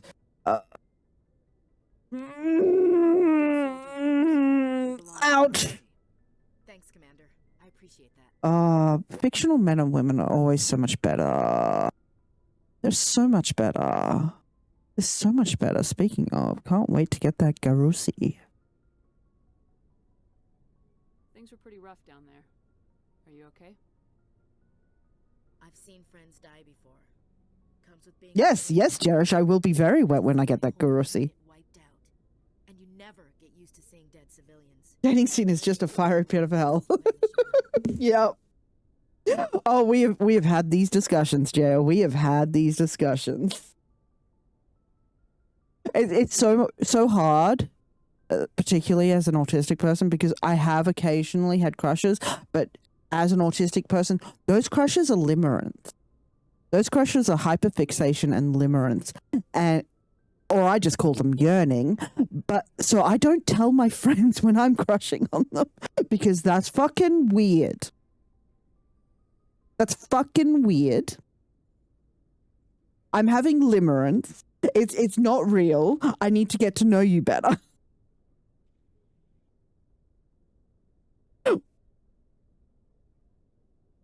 Go for it if you want to talk about it. So if I say mission failed, it's renegade again. But I don't want to give her ideas. Mission failed. Dead Marines, dead colonists. Fuck you. I'm going renegade. Fuck it. Still didn't get that beacon. You saved a lot of lives, Commander. It might be hard to keep that in perspective with what happened to Jenkins. You're right. Thanks, Williams. I needed to hear that. I think you're gonna fit in here just fine. I don't think you are. You're a fucking racist. Hi, Chikwas. Hi. Yes, Commander? Is there something you need? Means I can feel romance from dating, but I can't feel romance from dating, but I can feel romance from sex. It's wild. Yes. I think I was somewhere there when in my youth, but I've now like gone demi. I was very hypersexual from trauma. So I went in really fast, fell, and kind of just fell into that shit. I do not know who the romance options in one are. I know Ashley and Caden are probably romance options. And I don't want either. I don't. I'd rather just not.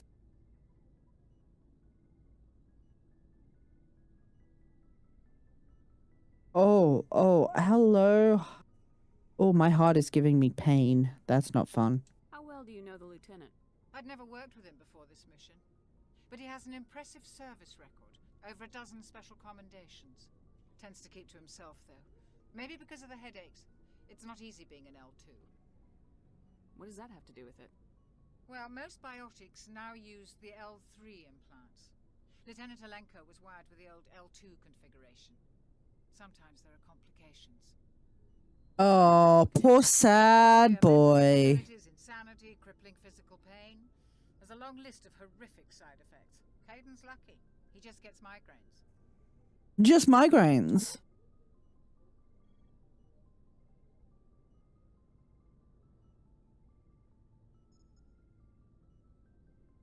Ew. Ew. Ew. Ew. I don't want to fuck Caden. No, thank you. What do you know about Captain Anderson? I've served with him for a few tours now. He knows when to let things slide and when to crack the whip. The crew knows he's seen pretty much everything they've ever Crack the run into, whip. and he cares about the people under his command. How did you end up serving on an Alliance ship? I enlisted right out of med school. Earth always seemed boring to me. Too safe, too secure. I figured the colonies were teeming with exotic adventure. I wanted to Exotic travel the adventure. stars, Okay, meet girl. hundreds of tough soldiers with piercing eyes and sensitive souls. I know he isn't until 2. I know. Their life isn't quite as romantic as I'd imagined. And it makes me sad. Humanity needs the Alliance if we want to keep No, no, expanding. femboy, no. Femboy, no. No, he's such an incel. He's such a whiny little bitch. No. Oh, Jaya. I mean, you and I, you always know I'm happy to commiserate. You know I'm happy to commiserate.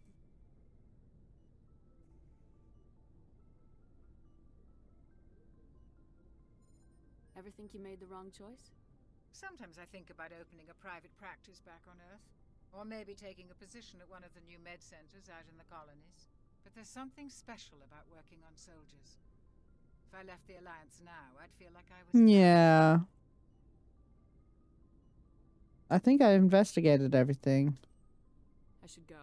Goodbye, Commander. Okay. Holy chestbane. You can fuck off now.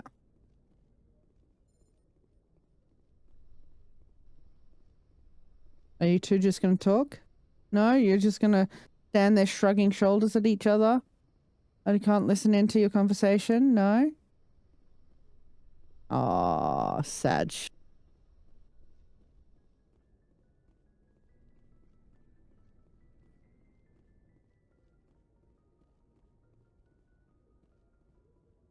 Alright. Then I guess we go this way.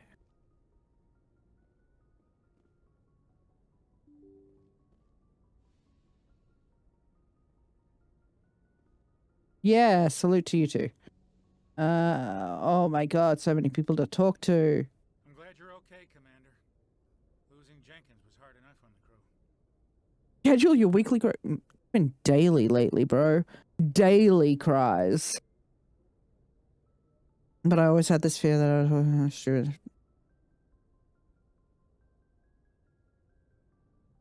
You got so much time, baby girl. You got so much time. I say at 40 and still single.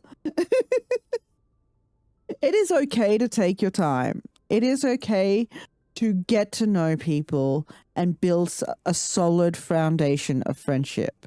I was having this conversation with a friend in their stream yesterday. At this point in my life, particularly, and with my various problems with attachment styles and whatnot, and where my personal life currently has me housebound, etc., I'm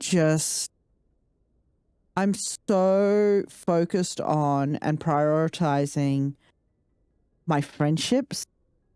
I'm not focusing on romancing in the dating sense. I'm focusing on quote unquote romancing my friendships. I am so here for platonic dates and love and just building such strong friendship that yeah, just always view sex as something so vulnerable. I just couldn't imagine having it. No, I get that. Sex is a vulnerable act. When I was younger, I was extremely hypersexual, and I was hypersexual from trauma. I was very focused on the experience.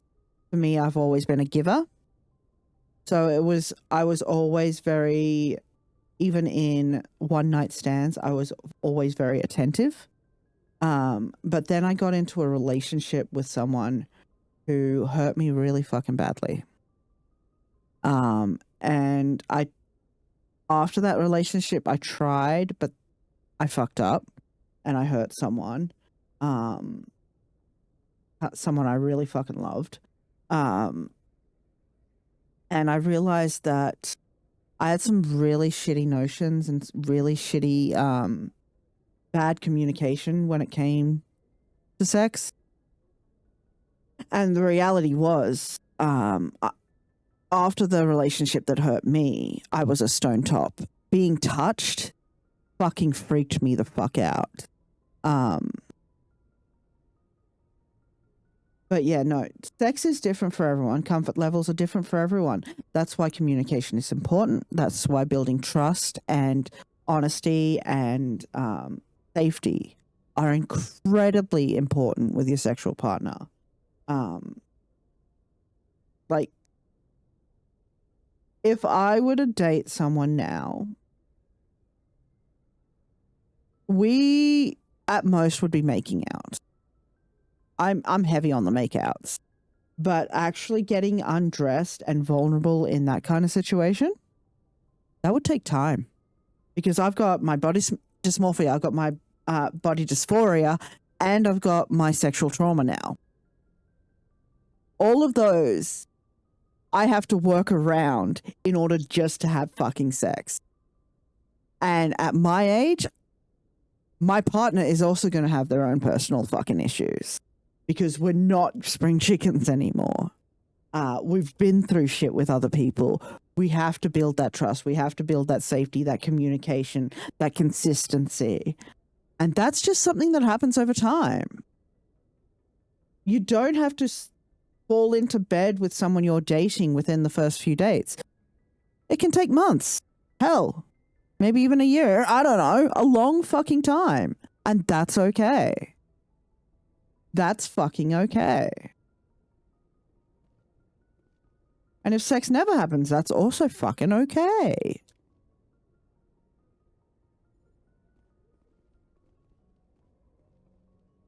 What am I doing here? Hi, buddy. Is this where I... Okay. I'm so lost on this fucking ship. That's the hope, isn't it? That's the hope.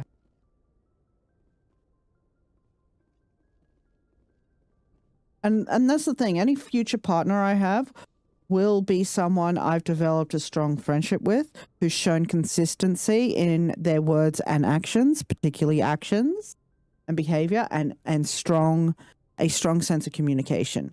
They've put in... I've received from them what I've put into the relationship. Because oftentimes I will put more in than the other person in a relationship. I will be the one reaching out from communication first. I will be the one communicating issues. I will be the one worrying more. And that has always been draining. And that's something I'm learning to pull my energy back from. If I end up with someone, it's going to be someone who gives back the energy I give them, who pours back into my cup.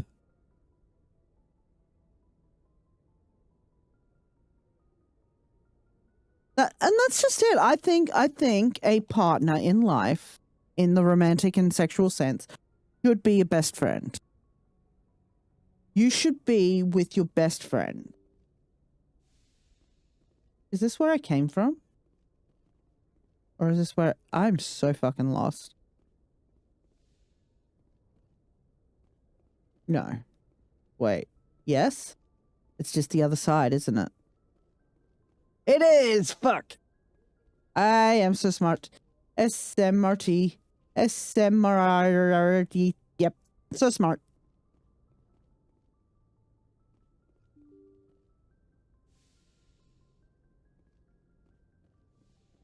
I am so smart. Look at me, smart. So very smart. Look at... Hi, Joker. How you doing, What's this symbol?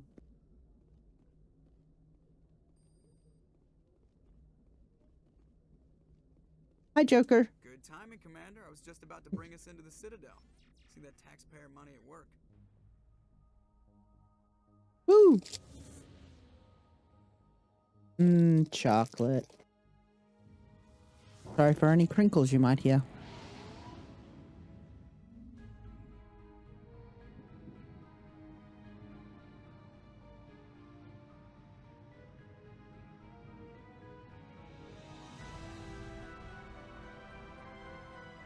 Into the Citadel, Lucy. Look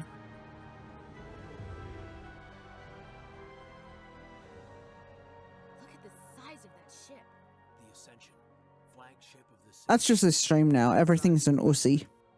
Why so touchy, Joker? So truly, it is the motion of the ocean. Joker is correct. That monster. Its main gun could rip through the barriers in any ship in the Alliance fleet.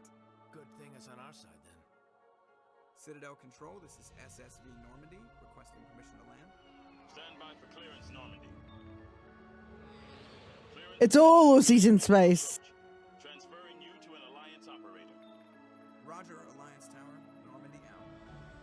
Holy lag in. Please proceed to dock 422. That's a lag in the cinematics. Voice lines before the actual mouth moves. What is this? A foreign film?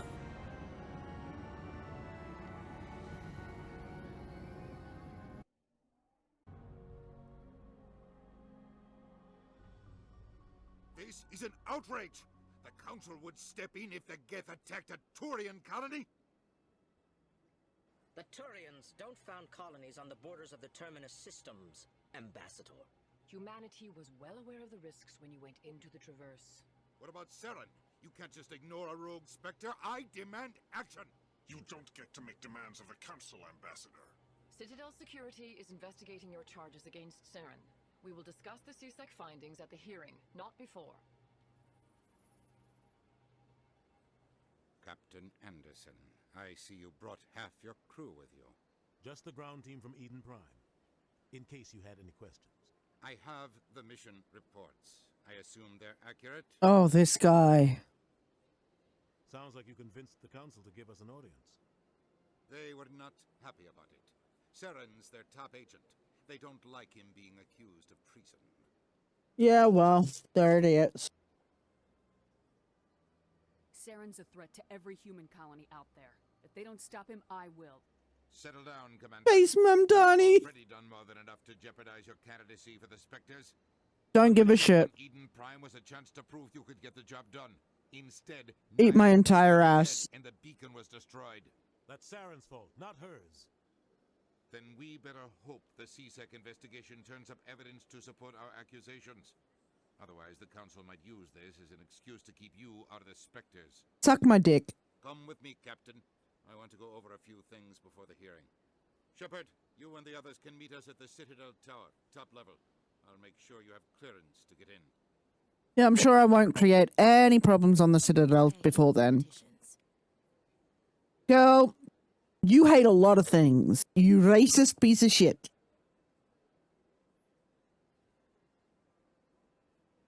What am I doing? Fuck knows. Anyways. Read instructions? Me, never. It just told me to press a button and I pressed the button. I don't know why I pressed the button. I pressed the button. JR, the only man for me is Garrus. The only man for me is Garrus.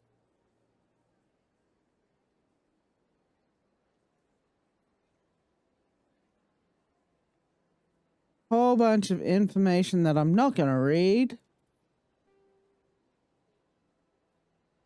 You have to prove to Citadel Council, Saren, one of their Spectre agents has gone rogue.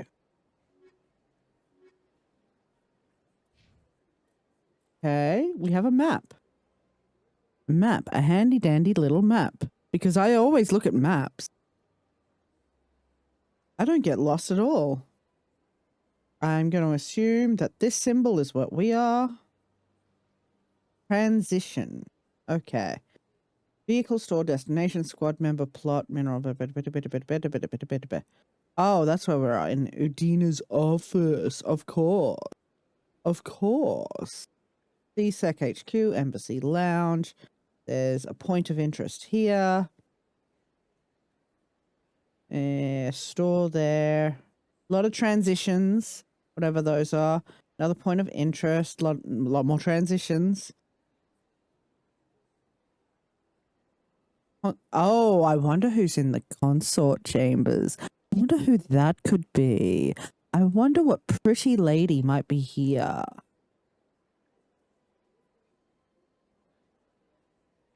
Let's go exploring and totally get fucking lost on the Citadel.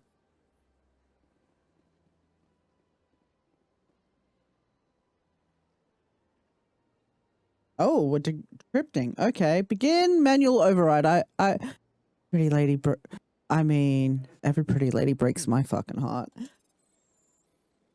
I'm just a big old softie. Oh, fucked. Brain wasn't working. Oh, hang on.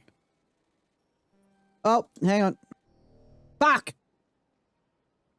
Me getting lost, directionally challenged? Nah, never.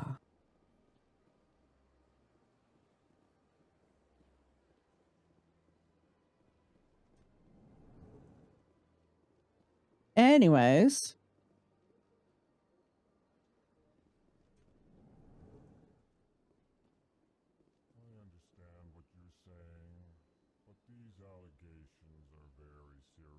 I forgot how slow these guys talked. Kind of soothing.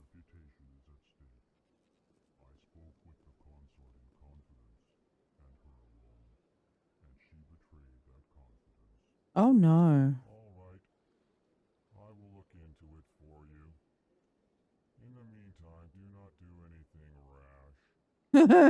Rash at that speed. That's fucking hilarious.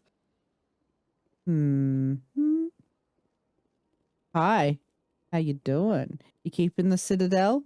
You doing good work? Look at them eyes. Look at them eyes. Anyways. Hi. EarthClan, you are in the wrong place, I think. Your ambassador is next door in the large office. Yeah, he's annoying. I wanted to talk to you. Don't be so rude. I love these guys. At least introduce yourself. I am Din Korlak, Volus ambassador. Is there something I can do for you, EarthClan? I love that because they're so monotonous. They give tone indicators. They're autistic as fuck. I love it.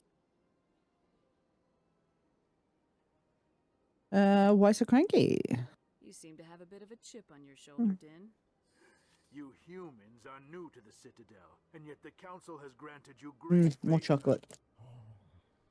Chastising rebuke, Din. Your species has That's it. You chastise him. many concessions. Volus territory has expanded tenfold since coming to the Citadel. I love these guys. Details. We still have no real say in the decisions that affect Citadel space. Okay. What is this place? You are in the embassy for the Volus and the Elcor. Your ambassador is next door, in his own office. But I like you guys. In this shared space, I aid my fellow Volus when I'm not being interrupted. Oh, okay, Sassy. Tell me about the Volus. I'm sure our history and culture would bore you. I just said I wanted to know shit, buddy. Tell me about your history. I would like to know more about your history. My people came to the Citadel shortly after the Asari and Solarians had discovered it. We were instrumental in establishing a standardized galactic economy. However, despite our long monster. association with the Citadel and our many contributions to galactic society, we still do not hold a seat on the Council. I wonder why. I'd like to know more about the Volus. I'm sure our history and culture would bore you. That's what I need. Clan. Tell me about Volus culture. We are tribal by nature, but our ways are not violent. We barter and trade our lands. No, you're just cranky little short guys. Status. Larger tribes often engulf smaller ones and eventually split again. Our society is very malleable, and our government is always shifting. Where's my gender? My gender is malleable too. Since we're not physically adept, we trade our services for protection. Okay. What is it you do here? I look out for the best interests of the Volus people. No easy task considering how often we are overlooked by the Council. Chastising rebuke. Chastise him more. The Council favors your species greatly. Okay, but imagine a Dom who just goes, chastising. Long before our species will.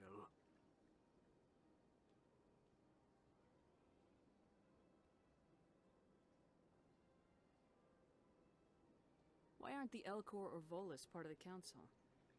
All species must prove themselves before they join the Council. All but the Earth clans. Hang on, I have to interject on something. Hang on. Oh. Ignore the Volus ambassador, human. Where's that tab? Really? How long have we been waiting? How long do you think we'll continue to wait? Bah, this talk is wasted on the humans.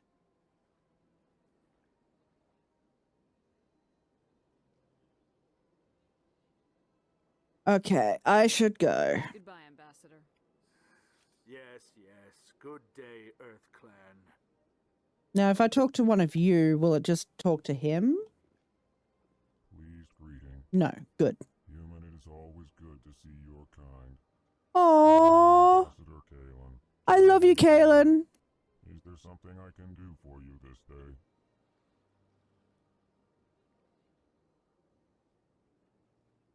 Why do you explain what you're about to say? Our people communicate less through words and more through scent and slight movements. Plainly, we discovered our vocal expression was not enough to convey the feelings of our conversations to other species.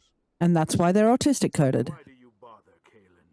These Earth Clan don't really care about our ways. I'm listening. I'm asking genuine questions. Truly believe that, and if you do, I am very sorry for you. Oh, I love you, Kalen. I adore you. I want to give you smooches. Tell me more about your species. Genuine enthusiasm. I delight in telling the history of my people. Let's fucking go, Kalen. Agreeable to share our culture with others. Tell me about the history and origins of the Elcor. The Elcor were just beginning to explore Council space when the Asari first made contact with us. With their help, we discovered the relay closest to our system, and from there the Citadel. Proudly, within one lifetime we established a regular route to the Citadel, and quickly became one of the more active species living on this great station. I'd like Tell to me know more. about the culture of the Elcor. Frankly, we Elcor prefer the safety and familiarity of our own colonies to the confines of space. Tell me that ain't autistic coded. Society is You built of cannot. Small, tight-knit groups. Though we are always welcoming to outsiders, our government tends to be very stable. Our people are not very comfortable. Not comfortable with sudden changes. Yeah, I can relate. What do you do here? Modestly, I work to bring the problems and the requests of the Elcor groups to the attention of the Council. Ha! They only give us these positions to keep us quiet. The Council doesn't care about our races. Chastising rebuke. Inappropriate din. Bro, do you ever not chastise him? Not to blame for your malcontent or your misconceived suspicions. You tell him. Thank you so much, buddy. I love you. I appreciate you. Farewell. Good day to you, human. Oh, I want to give him a smooch. I love him. I love you, Kalen. Hello there, human. Hi, Zelton. Sincere apology, but I am here on business and cannot be distracted right now. You seem distressed. Is there something I can do to help? Alarmed response. You overheard that, did you? This is all going so wrong. Oh, baby boy, let me help. Consort's fault. She's the one who started. Oh, give me a reason to go see her. I'm sure I can fix this. Perhaps with my tongue. Who's this Asari consort? Not heard. You must be new to the Citadel. Very new. Everyone knows Sha'ira, the consort. I cannot speak more about this problem. It is too sensitive. Suffice it to say, she has compromised my authority as a diplomat. Okay. Where can I find this Asari consort? She is across the bridge from here. Her offices are easy enough to spot. Oh, is that the end of our conversation? I'm sorry. Okay, I guess I go find out more information. I will go deal with this, you big galumph.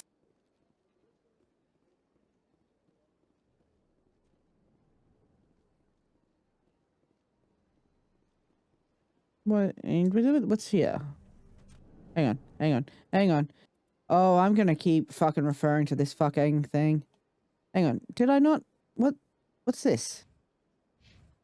Will it track where I'm? Hang on. Did I miss something? Or did I? Hang on. No, wrong button. Don't pull that out in the Citadel. Jesus Christ. I am... Point of interest. Oh, I see. It's below us. I see. It's not here. It's here but down. And we can't do here? Okay.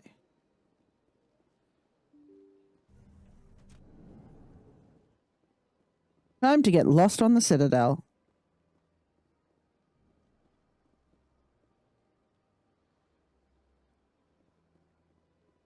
Welcome to the Presidium. Allow me to be your guide. Greetings and welcome to the Presidium. My name is Avina, and I am pleased to be your virtual guide throughout this level of the Citadel space station. Are you real? So are you a person or a program?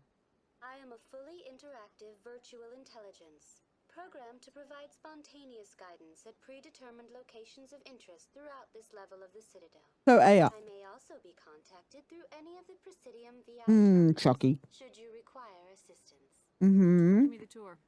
You are standing at Presidium Tourism Terminal 1. On either side of this lobby are the embassies of the various Citadel races, along with CSEC headquarters. On the far end of this level, you can see the Citadel Tower, where the Council meets regularly to discuss matters of interstellar importance. Cool. Blah, blah, blah, blah, blah. Tell me everything. Citadel Security serves as law enforcement for all regions of the Citadel, though the majority of officers serve in the wards. Executor Palin, a Turian, is the current head of CSEC, but individuals from virtually every species across Citadel space serve as officers beneath him. If you wish to learn more, Executor Palin's office is located in the CSEC headquarters just across the lobby. Have I been paying attention? Absolutely the fuck not, but here we go. Tell me about the embassy. Each species in Citadel space important enough to be consulted on matters of galactic politics maintains an embassy on the Presidium. Important enough, okay. Solus were the first non-council species to be granted an embassy, roughly 2,384 galactic standard years ago. That's a lot of years. As space has expanded, more embassies have been added. The most recently added embassy belongs to your own species, humanity. It was added 19 galactic standard years ago. Oh, so we're babies. We're babies. Why was humanity opposed? Why were people trying to keep my species out? Some species felt humanity was given preferential treatment. It often takes a century or more before a new species is granted an thought to this matter.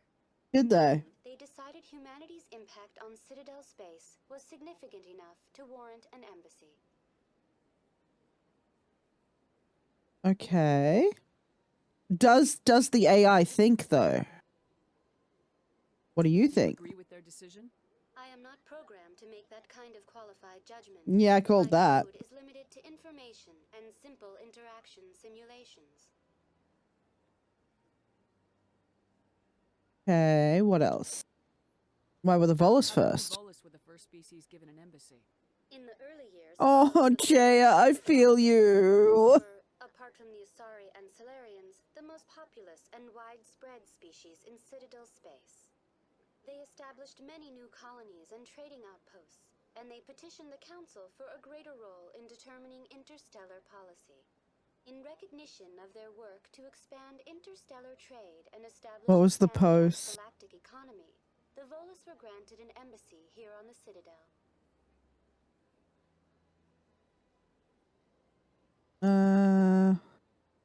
Why weren't they made a council race? The Council races have extensive responsibilities. They must provide personnel and ships for the Citadel fleets. They often provide economic aid in times of disaster. It would be unfair to demand such an enormous burden of a species unable to meet these obligations. The embassies allow lesser species to have a voice on the Citadel. That's quite an achievement, Jaya.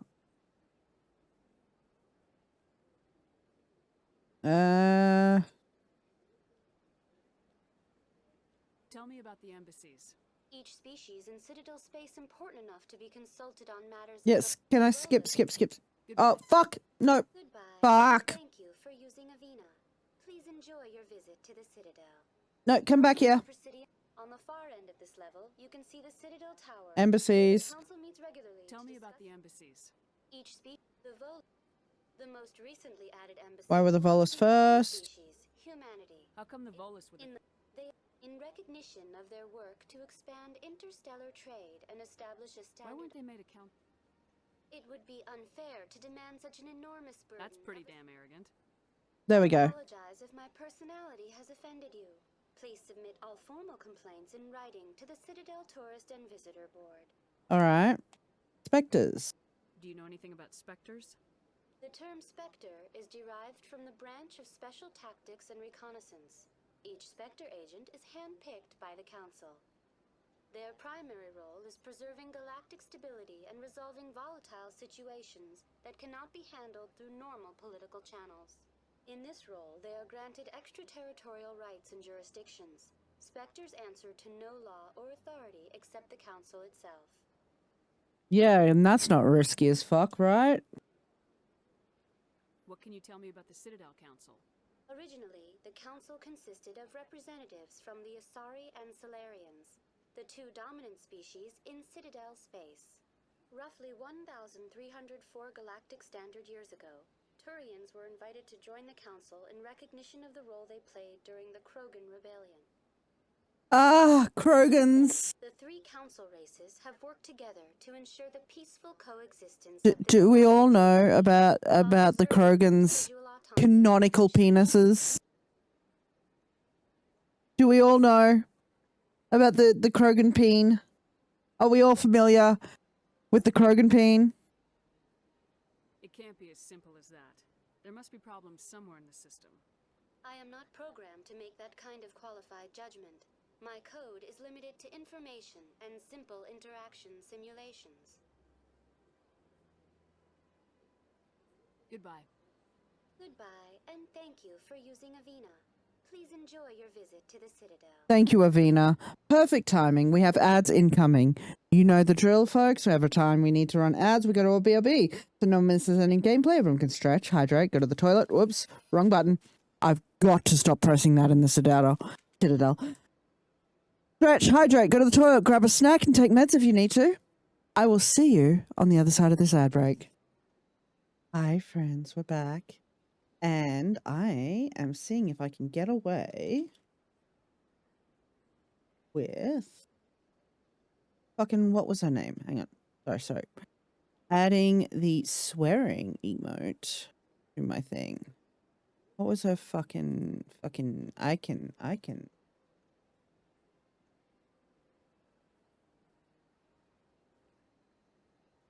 There she is. Preview of you. Doesn't matter. Upload. All right. So I have good news. The no AI emote has cleared, and it should be available for everyone to use in chat. There it is. And I've just added the fuck AI emote to my subscriptions. So we will see if that clears. Fuck AI. Let's get back into it. Hi. How you doing? How you doing? Hi. Hi. Okay. All right. Where are we going? Where are we going? Where are we going? Where are we going? We're going somewhere. That's where. Do not press the button that pulls out the shit. Do not do that, Kit. Are we still not on the right level? I don't understand. I don't understand this map at all. Hi.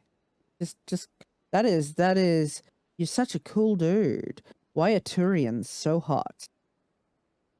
Ah, Elvina is the point of interest. Ah. Why are Turians so hot? But you're not my Garrus. You're not my Garrus. Squirt, squirt, squirt. I'm not going to make the comment that just came into my head. Not at all. I didn't make the comment, Garish. I'm a good boy.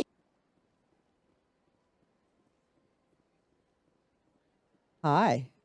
How you doing? How you doing? What do those mandibles do, buddy? Anyways. Must talk to the council to gain access to the wards. Citadel Tower is the tall white structure far off to your right. It houses the council and is the heart of the Citadel politics.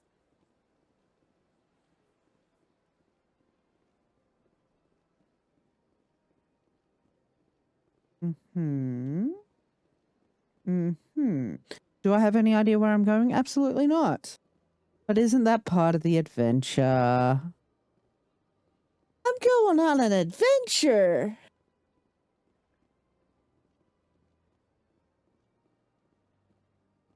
Hi, how you doing? The elevator to CSEC Academy is located down this ramp and past the small plaza. The Alliance docking bay can be found there. Hi, how you doing?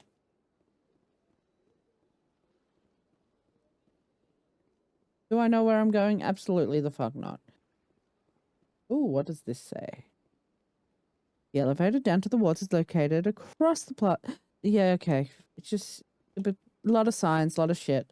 Do I know where I'm going? No. Am I looking at the map? Yes. Am I still going to get lost? Abso-fucking-lutely. Should I remove this fucking marker? Probably. Alright, so... where are we going? No fucking idea. Fuck, the Citadel is huge. I guess we're going to the consort chambers, right? So that's across here?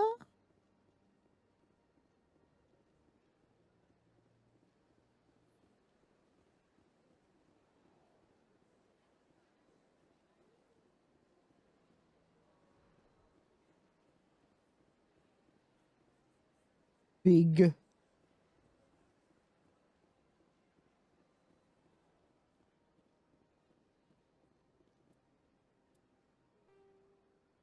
Okay, where are we? Okay, so we go this way now? I've had my office rearranged 5 times. Rearranged, eh? 5 times? Why? What do they want? To annoy you. I know. It's not like keepers offer an explanation for what they're doing. And yet, everyone just lets them go on doing whatever it is they do. What choice do we have? If you try to stop them, they just shut down and another one replaces it. Just strange that we know so little about them. Yeah, it's very strange. This isn't foreshadowing at all. Hi, Keeper. Quiet compared to mine. It might also be a case of... Hang on a sec. I did...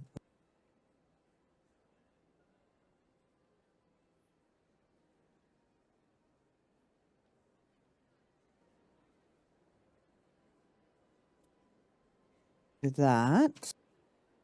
And then...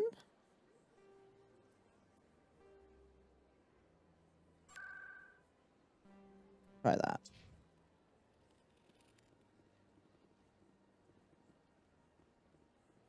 What does it say? Digital transit. Please see the rapid transit destinations. No, thank you.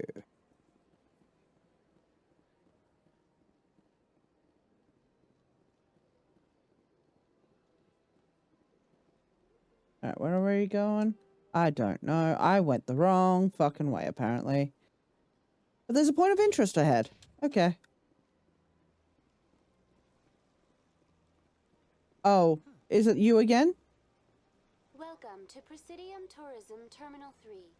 Here in the financial district, a number of businesses offer various goods and services to their exclusive clientele. Exclusive, eh? The statue you see before you was commissioned to honor the Krogan soldiers who gave their lives to protect Have I told you about Krogan dicks? during the Rachni Wars. In the aftermath of the Krogan rebellions, several embassies petitioned to have the statue removed. However, this motion was eventually quashed by the council. Okay, tell me more. Tell me more about the Krogan rebellions. In recognition of their We love lore, as we covered in the first 2 hours of this stream. by the council. Over the next 400 years, the Krogan species began to expand. Blessed with an extremely high birth rate, their numbers began to swell. Faced with a critical overpopulation crisis, Swelling numbers. a violent colonization Got of it. nearby worlds inhabited by other council species. The Krogan rebellions had begun. For a full century, the council and its member species fought to bring the Krogan under control. With the aid of the Empire, they were ultimately successful. Yeah, how did they do that exactly? How did they bring the Krogans under control exactly? You want to tell us how they did that? Was it perhaps fucking genocide? You needed the Krogan to stop the Rachni, then you needed the Turians to stop the Krogan. So who's gonna stop the Turians? I am sorry, but that question is beyond my programming parameters. Turians are members of the Citadel Council. They are not a threat to galactic peace. But the Krogans are. So you fucking neutered them. You gave them a fucking gene bomb. I know this is for knowledge. We don't actually know this yet, but I've seen this game. I've seen what you did to the Krogans. Fuck you. Why did the Council fight so hard to keep the statue? The Krogan were instrumental in saving the galaxy from the Rachni threat. The Council believed this historical fact should not be forgotten. The Council also hoped that preserving the memorial would improve diplomatic relations with the Krogan. Yeah, let's make a memorial to the people that we fucking genocided. And only surrendered after their population and homeworlds had been ravaged by the Turians. Sounds like they got what they deserved. I am sorry, but a value judgment of that nature goes beyond my programming. What were the Rachni Wars? Nearly 2,200 years ago, explorers seeking to expand Citadel space opened up mass relays leading to systems controlled by the Rachni.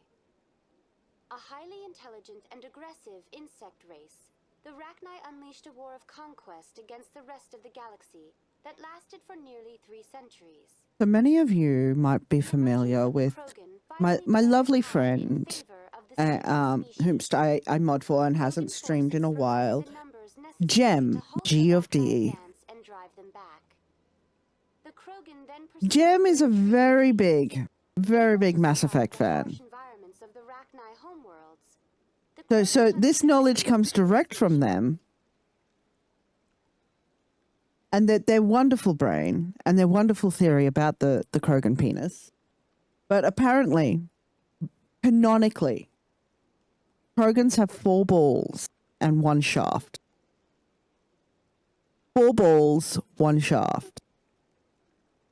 So canonically, in Jem's mind, they've headcanoned Krogan penises look like creepers, look like Minecraft creepers. Minecraft creeper dick. You're welcome. You're so very welcome for that wonderful image. Was it really necessary to wipe them out? I am sorry, but a value judgment of that nature goes beyond my programming. Love you, G. Okay, we're done. That's all for now. Thank you for using Avina. Have a pleasant day. That's so sadistic. Anyways, where are we going? There's the Emporium. We need to go back to the consort chamber, which are that way.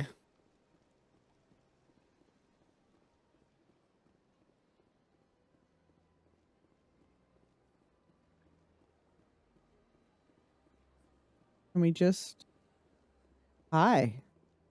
How you doing? Welcome. I am Nelina. Hi, Nelina. Don't recognize you as one of our expected clients today. I'm not. See when the consort will be able to meet with you? Can't I just go in? I'm afraid not. Yeah, you must understand there are many who seek the consort services. But if you wish to leave your name, she'll make every effort to meet with you. Okay. What is the consort? What does she do? It's difficult to explain. To many people and something different for each. Okay, very ethereal. Some for entertainment, others still for pleasure.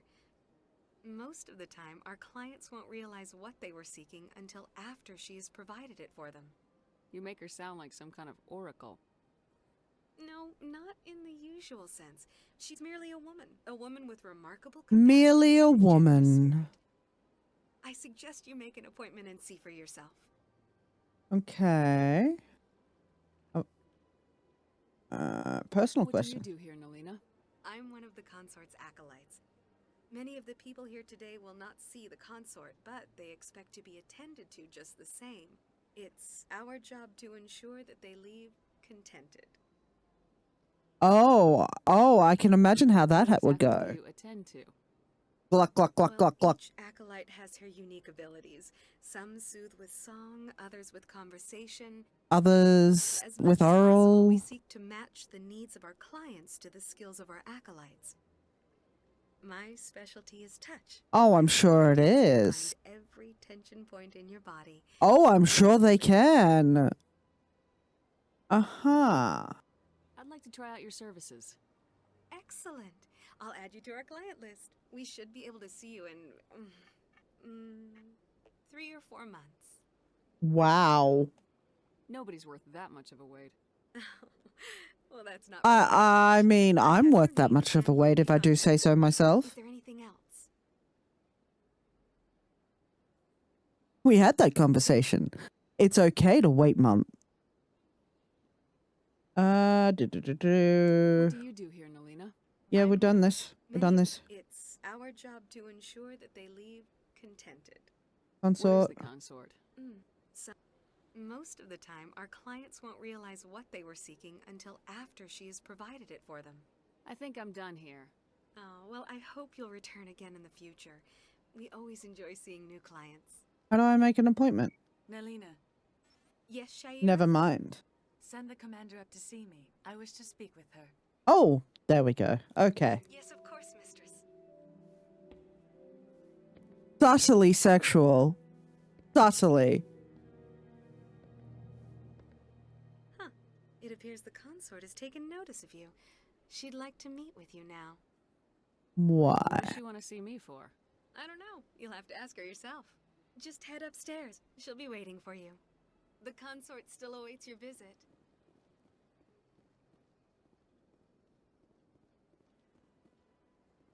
see even the humans find the consort irresistible. Yes, totally. This is my first time. I can't believe I didn't come sooner. I mean, that's saying something for your staying power, buddy. You got that stamina, you didn't come sooner. I mean, what?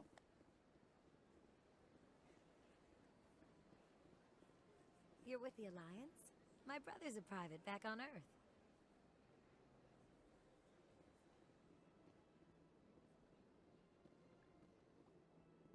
Okie dokie. Let's talk to the consort. Hi. How you doing? That's... How the fuck do you sleep in that thing? Anyways. That is close enough, Commander. I've heard a great many things about you since your arrival here in our citadel. Uh-huh. You checking up on me? I don't like people spying on me. I apologize, Commander. I make it my business to know when important people arrive on the station. Many of them become clients. But that is not why I asked you here. I have a certain problem that could use your expertise. Mm-hmm. Tell me about it. Maybe I can help. I have a friend, Septimus, a retired Turian general. Mm-hmm. I won't discuss the details, but he wanted me to be more than I could be. I'm sure he did. Now he spends his days in Korra's den. Oh, broken-hearted Turian. Got it. If you would speak to him as a fellow soldier, I believe. Oh, don't touch me. You and let the matter be. What happened between you? I respect his privacy too much to go into the details. That is way too manipulative, the flirty little cheek touch. Uh-huh. I'll see. I don't make any promises, but I'll see what I can do. Thank you, Commander. That is all I can ask. Tell me. Appeal to his sense of honor. Remind him of his position as a general. I'll remind you of these nuts. Girl, stop! Spreading lies about me. Ew! Stop using your sexuality on me. I'm asexual. Now I must ask you to take your leave. I have many clients waiting to see me. But fucking... Oh. Please, Commander. I ask that you return to me only after you have spoken with Septimus. That's some fucking manipulative ass... Ooh, using me like a fucking... Ooh, errand boy. Oh, fuck you. Oh, fuck you. Anyways.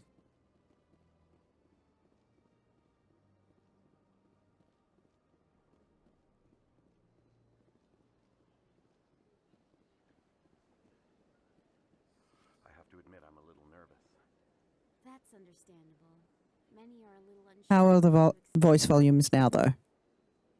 Don't get me wrong. I've only heard good things about the consort. It's just... The unknown forces us out of our comfort zone. It forces us to be vulnerable. Exactly. That's just what I was thinking. Good. Then we are ready to begin. All right, where are we going now?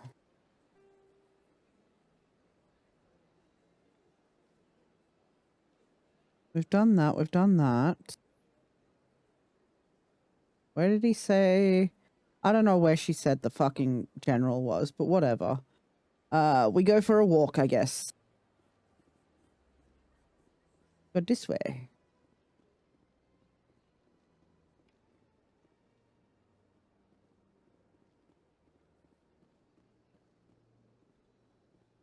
What's down here?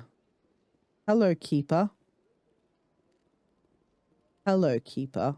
Anyways.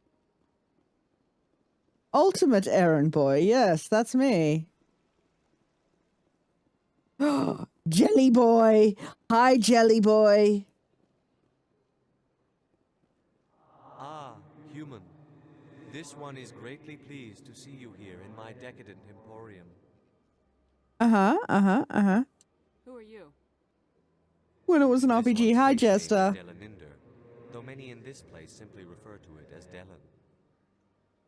Please take time to examine the fine goods it has for purchase, all of great worth.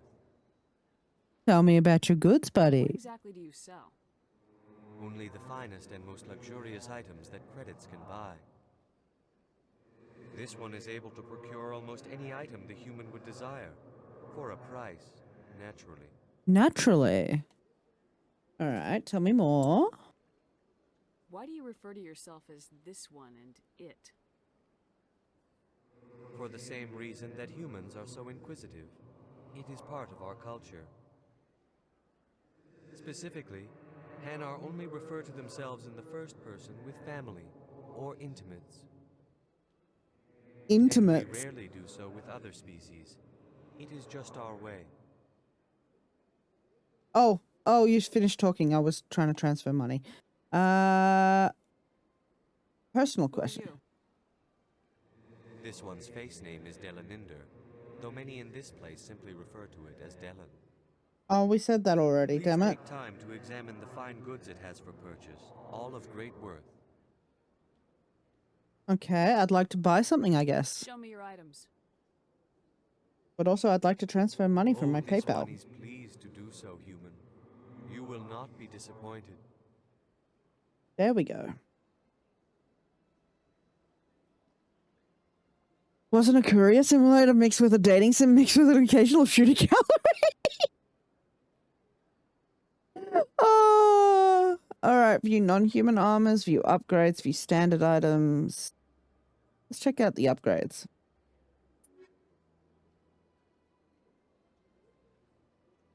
I have 1310. Not knowing anything about this game or how any of all this shit works and what should be upgraded when, I don't know. Anyways, bye. I guess, because I accidentally backed out of that, but whatever. It's whatever. Alright, Emporium, Bank. Marks Mass Effect as the start of the decline of BioWare.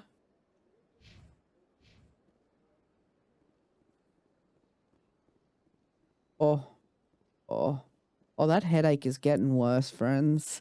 Oh. Let's see how much further into the Citadel we can get before I have to say fuck it and go to the shops for food.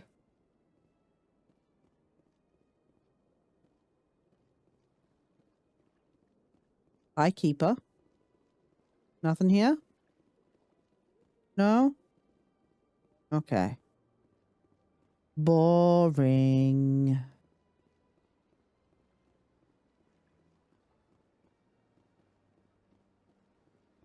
This is the bank, yeah? Hi. What's this? One of the Earth Clan. Ah, a very famous one, yes? You are the one called Shepard. The tale of how you survived the great tragedy on Akuz is truly remarkable. Oh, yes. Tell me more about my trauma. I hear it. Have we met? Got me at a disadvantage here. Forgive me, Earth Clan. My name is Barla Vaughn. My job makes it necessary for me to keep informed.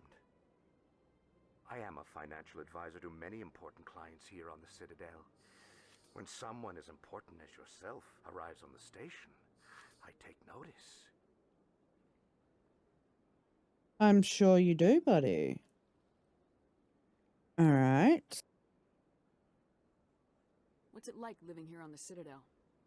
The station is without a doubt the greatest wonder in the galaxy. It is a technological marvel, but its true splendor goes much deeper than the hull and engines. From the Presidium to the wards, the entire station is a testament to the success of the Council. All the species of Sounds like Citadel propaganda, my together friend. in a single strong community. All right. Tell me more. What makes the Presidium so special? It is the political center of Citadel space. 80% of all intelligent species in the known galaxy acknowledge the Council's authority on interstellar matters. But only the most powerful and influential species have embassies here on the Presidium. This level of the station is reserved for the elite, Shepard. People like us.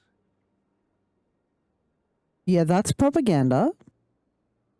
The elite. That's some bullshit. What are the wards like? The cultural heart of the galaxy. They pulse with the lifeblood of millions of citizens from dozens of different species.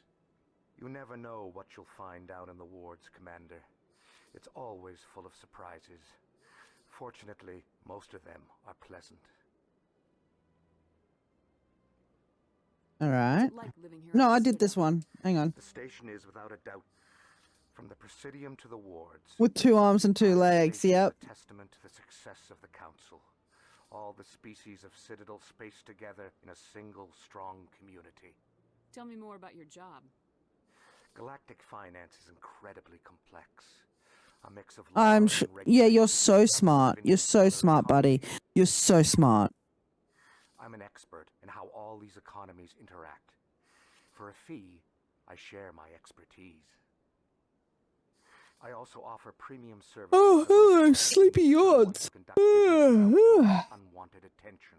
Ah, here we go. And efficient. That's my motto.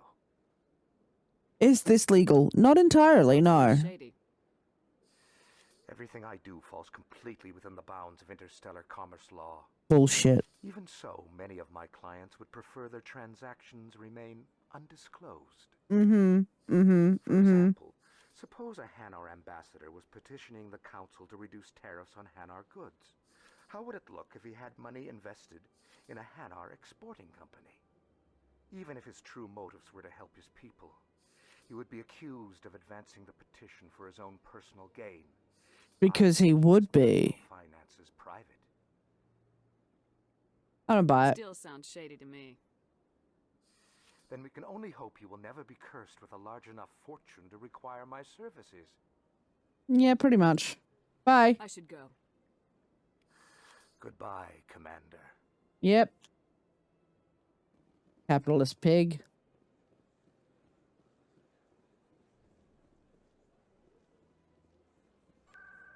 Rapid transit.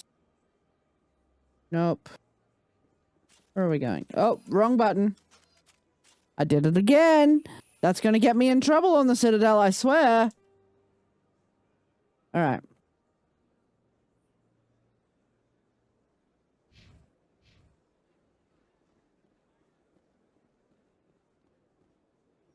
Hi.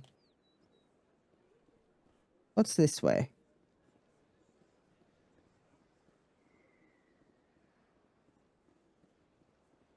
The financial district. Hi.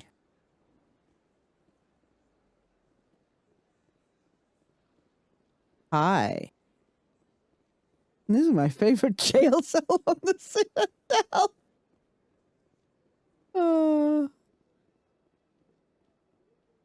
What's down here?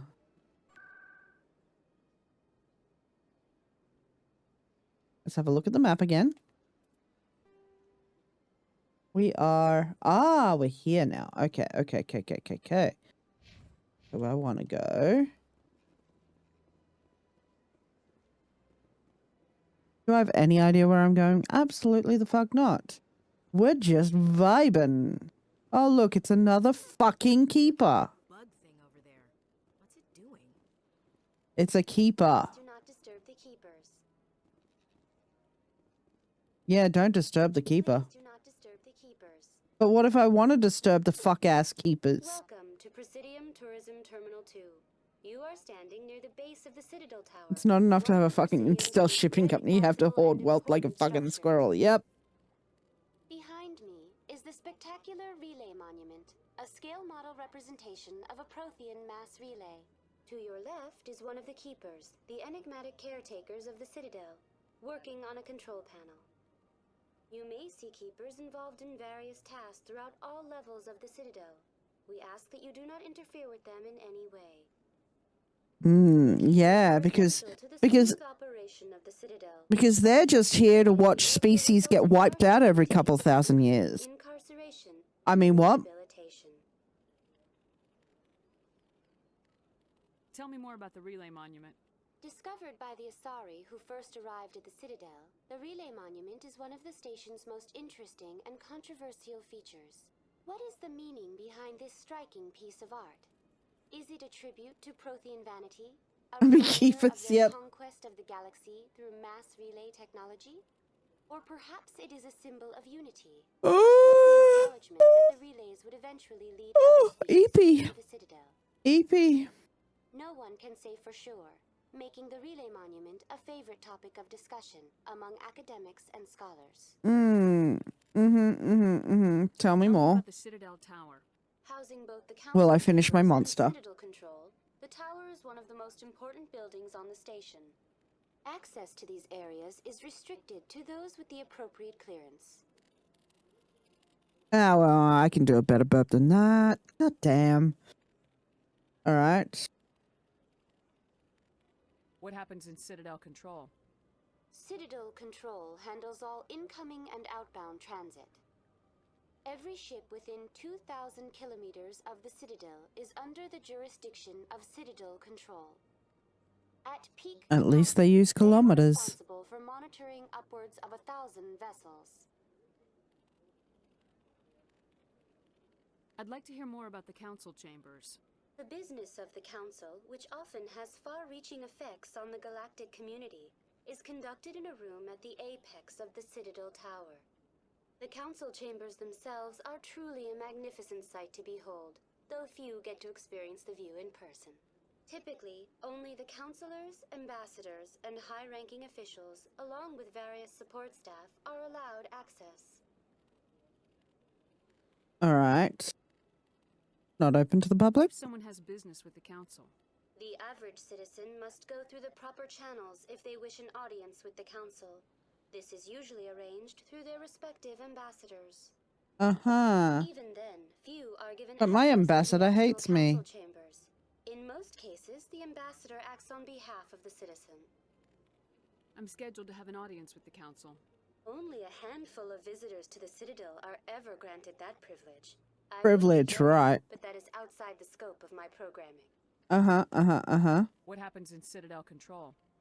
Citadel Control handles all incoming and outbound transit.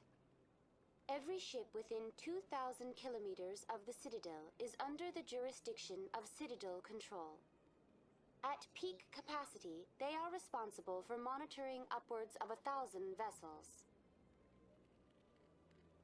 All right. I think that's everything. Nothing else to investigate, right? Keepers? I'd like to know more about the Keepers. Little is known about these peaceful servants of the Citadel. If you know, are the Reapers real? Operation and maintenance of the entire station.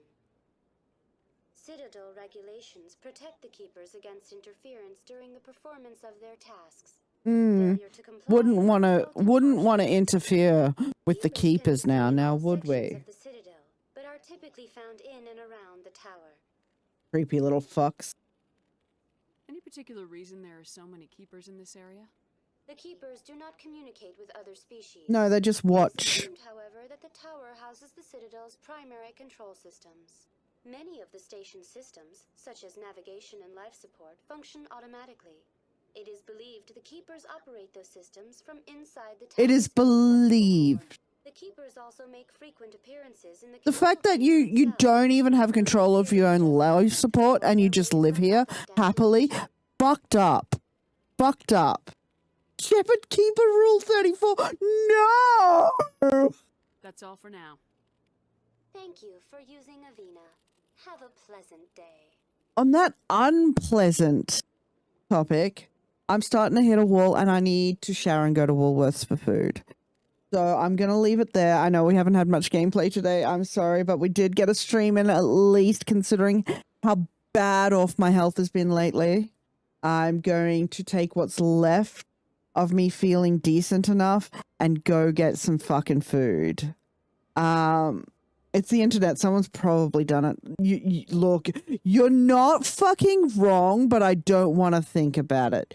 You are not wrong, but I do not want to think about it. But let's have a look. All right, do we feel like some Outlast Trials or some Assassin's Creed Black Flag? What do we feel like, friends? Isn't that poor? Oh, please. Please. Yes, thank you for being here. Thank you for listening to nearly 2 hours worth of ranting in the end. Pirates or horror? You vote pirates? All right, awesome. We'll go see Sassy. But yeah, until tomorrow evening for Ghibli movie night, we should be watching Earwig and the Witch. Join us in the Discord for that at 7 p.m. I vote Sizzler. Oh fuck, I want cheesy bread so bad. Get cringed so no skin off my nose. Fucking hell.